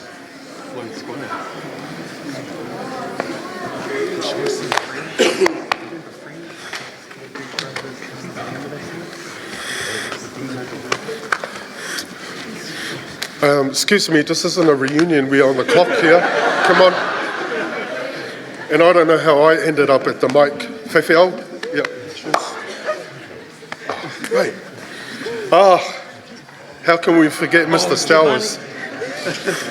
So ladies and gentlemen, this was the Stand Firm group. This was the Stand. Steve came up with the name. We had nothing to do with it, right? So I don't know where the name came from, but Steve scooped all of us up. We were all, like I said, we were all misfits. Yes, we were at church, and yes, we were part of the youth and all the rest of it, but I won't say which ones were the Ulavale ones and which ones were the... Obviously not you, Pastor, and Pastor, but...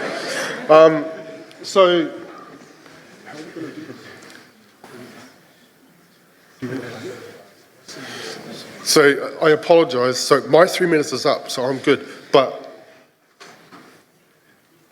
I know Steve, and these guys know Steve, would have wanted us to at least attempt to do a song. I'm going to do the beatbox. Huh? What are you telling me? Oh, hey. Can someone play it for us? Brenda, would you mind jumping on the keys for us, please? Does that work, Daniel? Or this one here? Calvin, can you help me?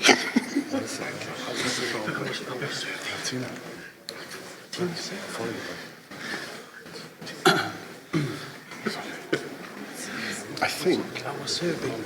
Yes. I was serving. That's the song. Apologies in advance, please, because.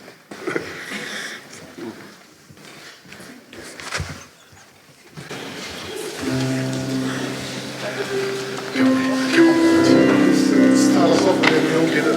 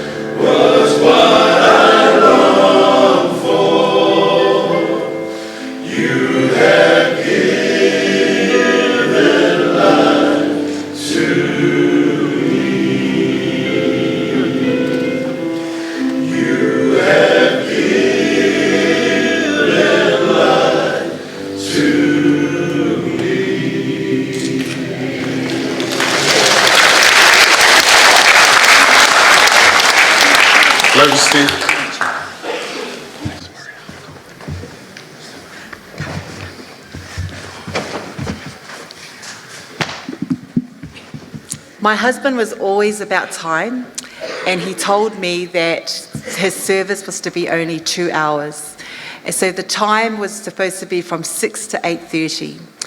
And unfortunately, I really do have to respect the wishes of my husband because the hearse is also waiting. And I know that this is so fitting because Maddie was such a close friend of Steve's, just like his brother. And so I think those people like Matthew and Mel, they will be speaking tomorrow at the funeral, and also the Roberts Tuitama nephews and nieces, they will still be doing. So everything in the program today will just be carrying forward for tomorrow. And then because we've got more time tomorrow, we've got 3 hours of the funeral service. I know that everyone here has loved the music, has been inspired by the testimonies, but Steve was all about timing, and he believed in short and sweet. And so after this, I'm going to ask Pastor Gideon Okesene to close us in benediction, and then we're going to have Steve's nieces and nephew, Mele and Tepatasi and Tua Afele, play the recessional music for him to be carried out. And then we're going to take him home while the rest of you are going to enjoy celebrating Steve with each other with the refreshments that's been provided by Mount Druitt Samoan SDA Church. I ask that you forgive me for cutting the time short, but it's actually 9:30, so we've gone 1 whole hour above the time that we ask. And I hope that you join us tomorrow to complete the celebration of Leatuavao Faiese Stephen Tuitama. Whaftaitele lava.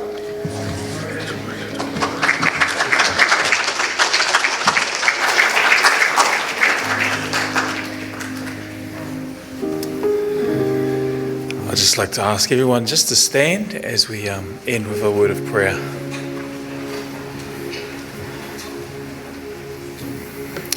Let's pray. Heavenly Father, we've really enjoyed everything about the celebration of Steve's life. We've laughed, we've cried, we've celebrated so many wonderful memories, and there's still more to come. But Lord, we do pray that your comforting hands will be around all of us, Lord. We've lost someone that we care about. Continue to strengthen us, continue to be our rock. Help us to see you as our friend and to travel with you for the rest of our lives until we see you come again soon. Thank you for everything that we can remember and all the blessings that Stephen has been to so many people. We're so thrilled, we're so joyed, and we just pray for traveling mercies as we depart from here. Thank you, Lord, for hearing us and for loving us. We pray in Jesus' wonderful name. Amen.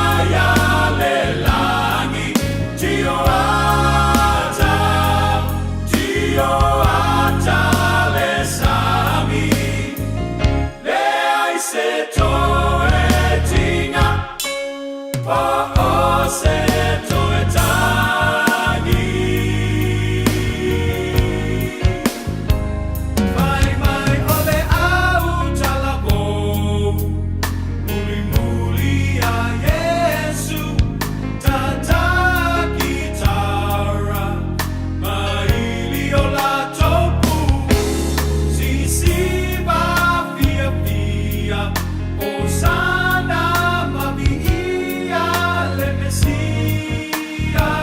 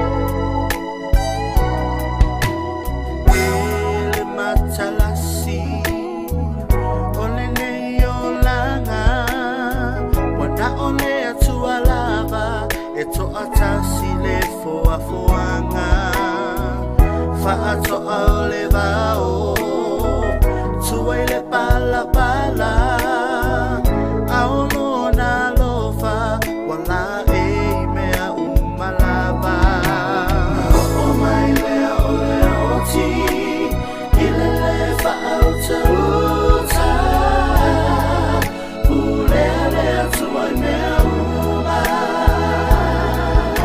Na o mai lea o le oti Ile le fa'auta uta Ulea lea tuai mea uma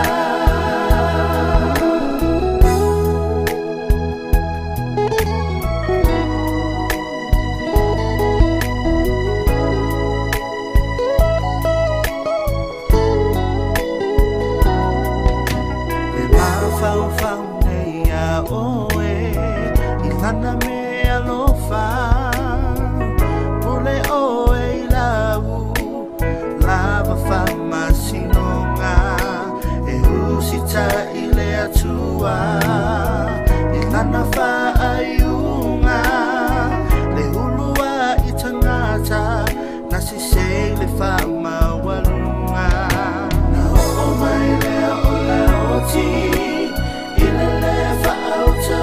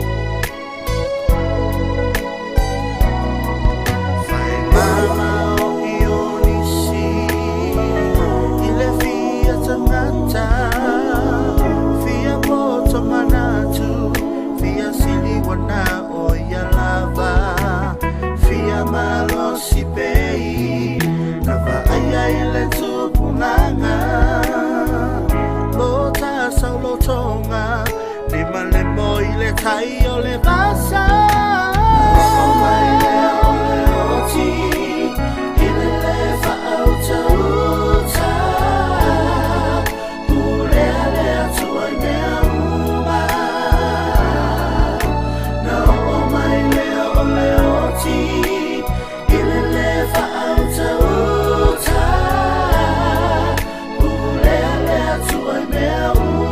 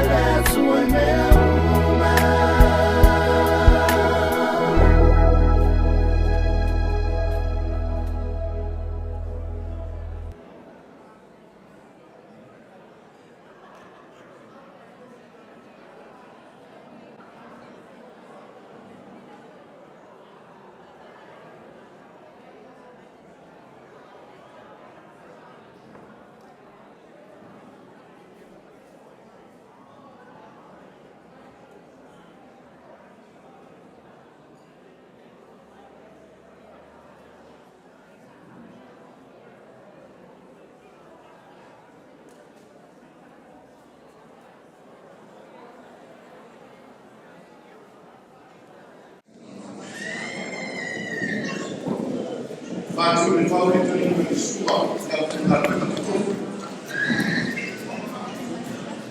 Ada ko foi de tão tem lá. Tão lá tão lá aí no mundo. Só já foi ele tão lá tão ele podia mas no banco para o filho com foto dele filho. Quando ele não está todo mundo a cantar de nisso lá. E a minha deu para tocar no meio vai uma foto com muito. Onde sua leitaria nem carecia no sua tampa. Whapea me paia na sila sila me kalesia na mito. E moli atu ai. La bato so swani. O se te utusi whakapa.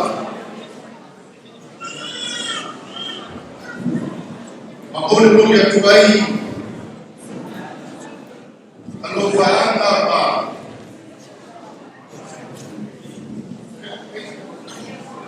Alo whamuri mane me kare sien. E tu sai ale usunapu. Ale atu mau le mitu. Na ye yo le tatu no me ha kata yo matu.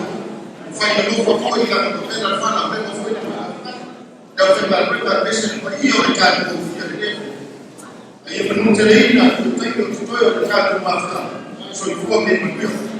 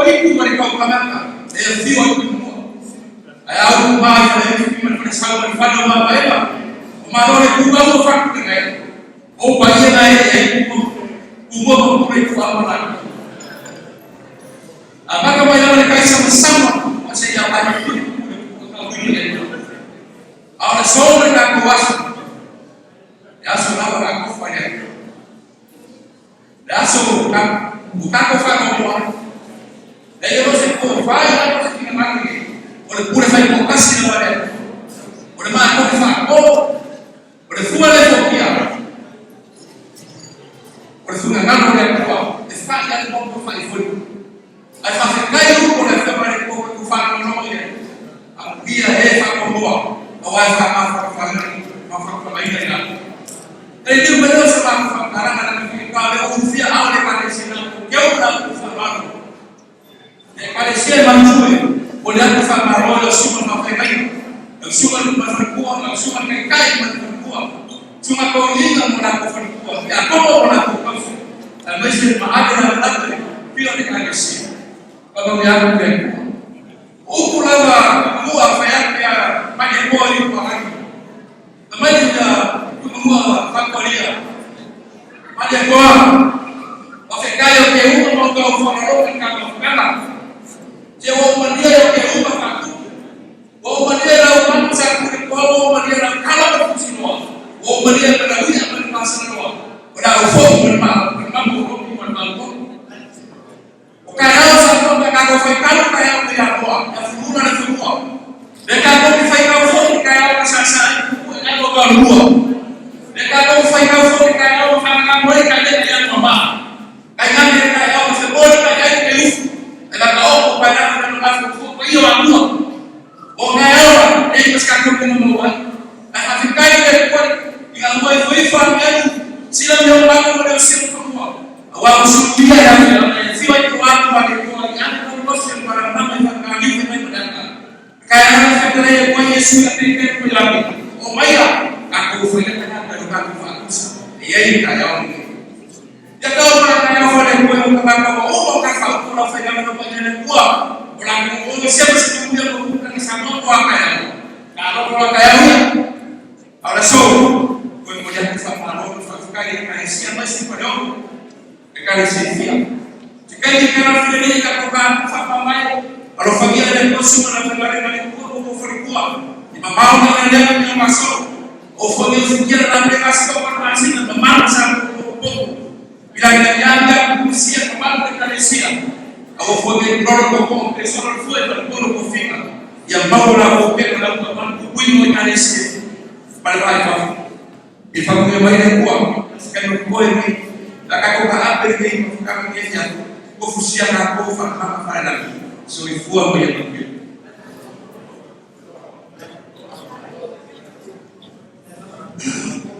na usuna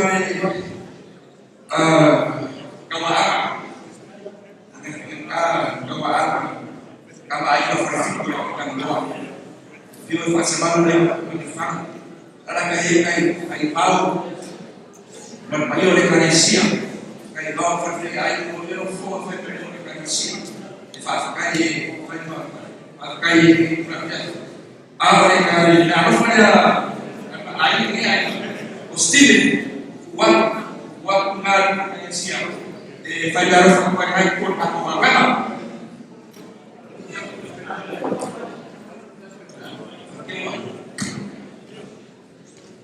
ya nagale pesa ko ba ko man au yang terkait ini ufaikem yang dikusir Afrika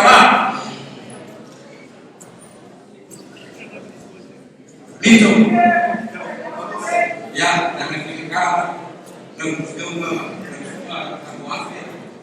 kalau ya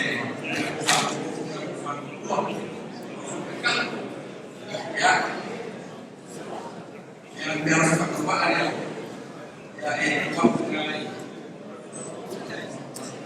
ya kalau orang buat apa ini ya orang mahu ya kain orang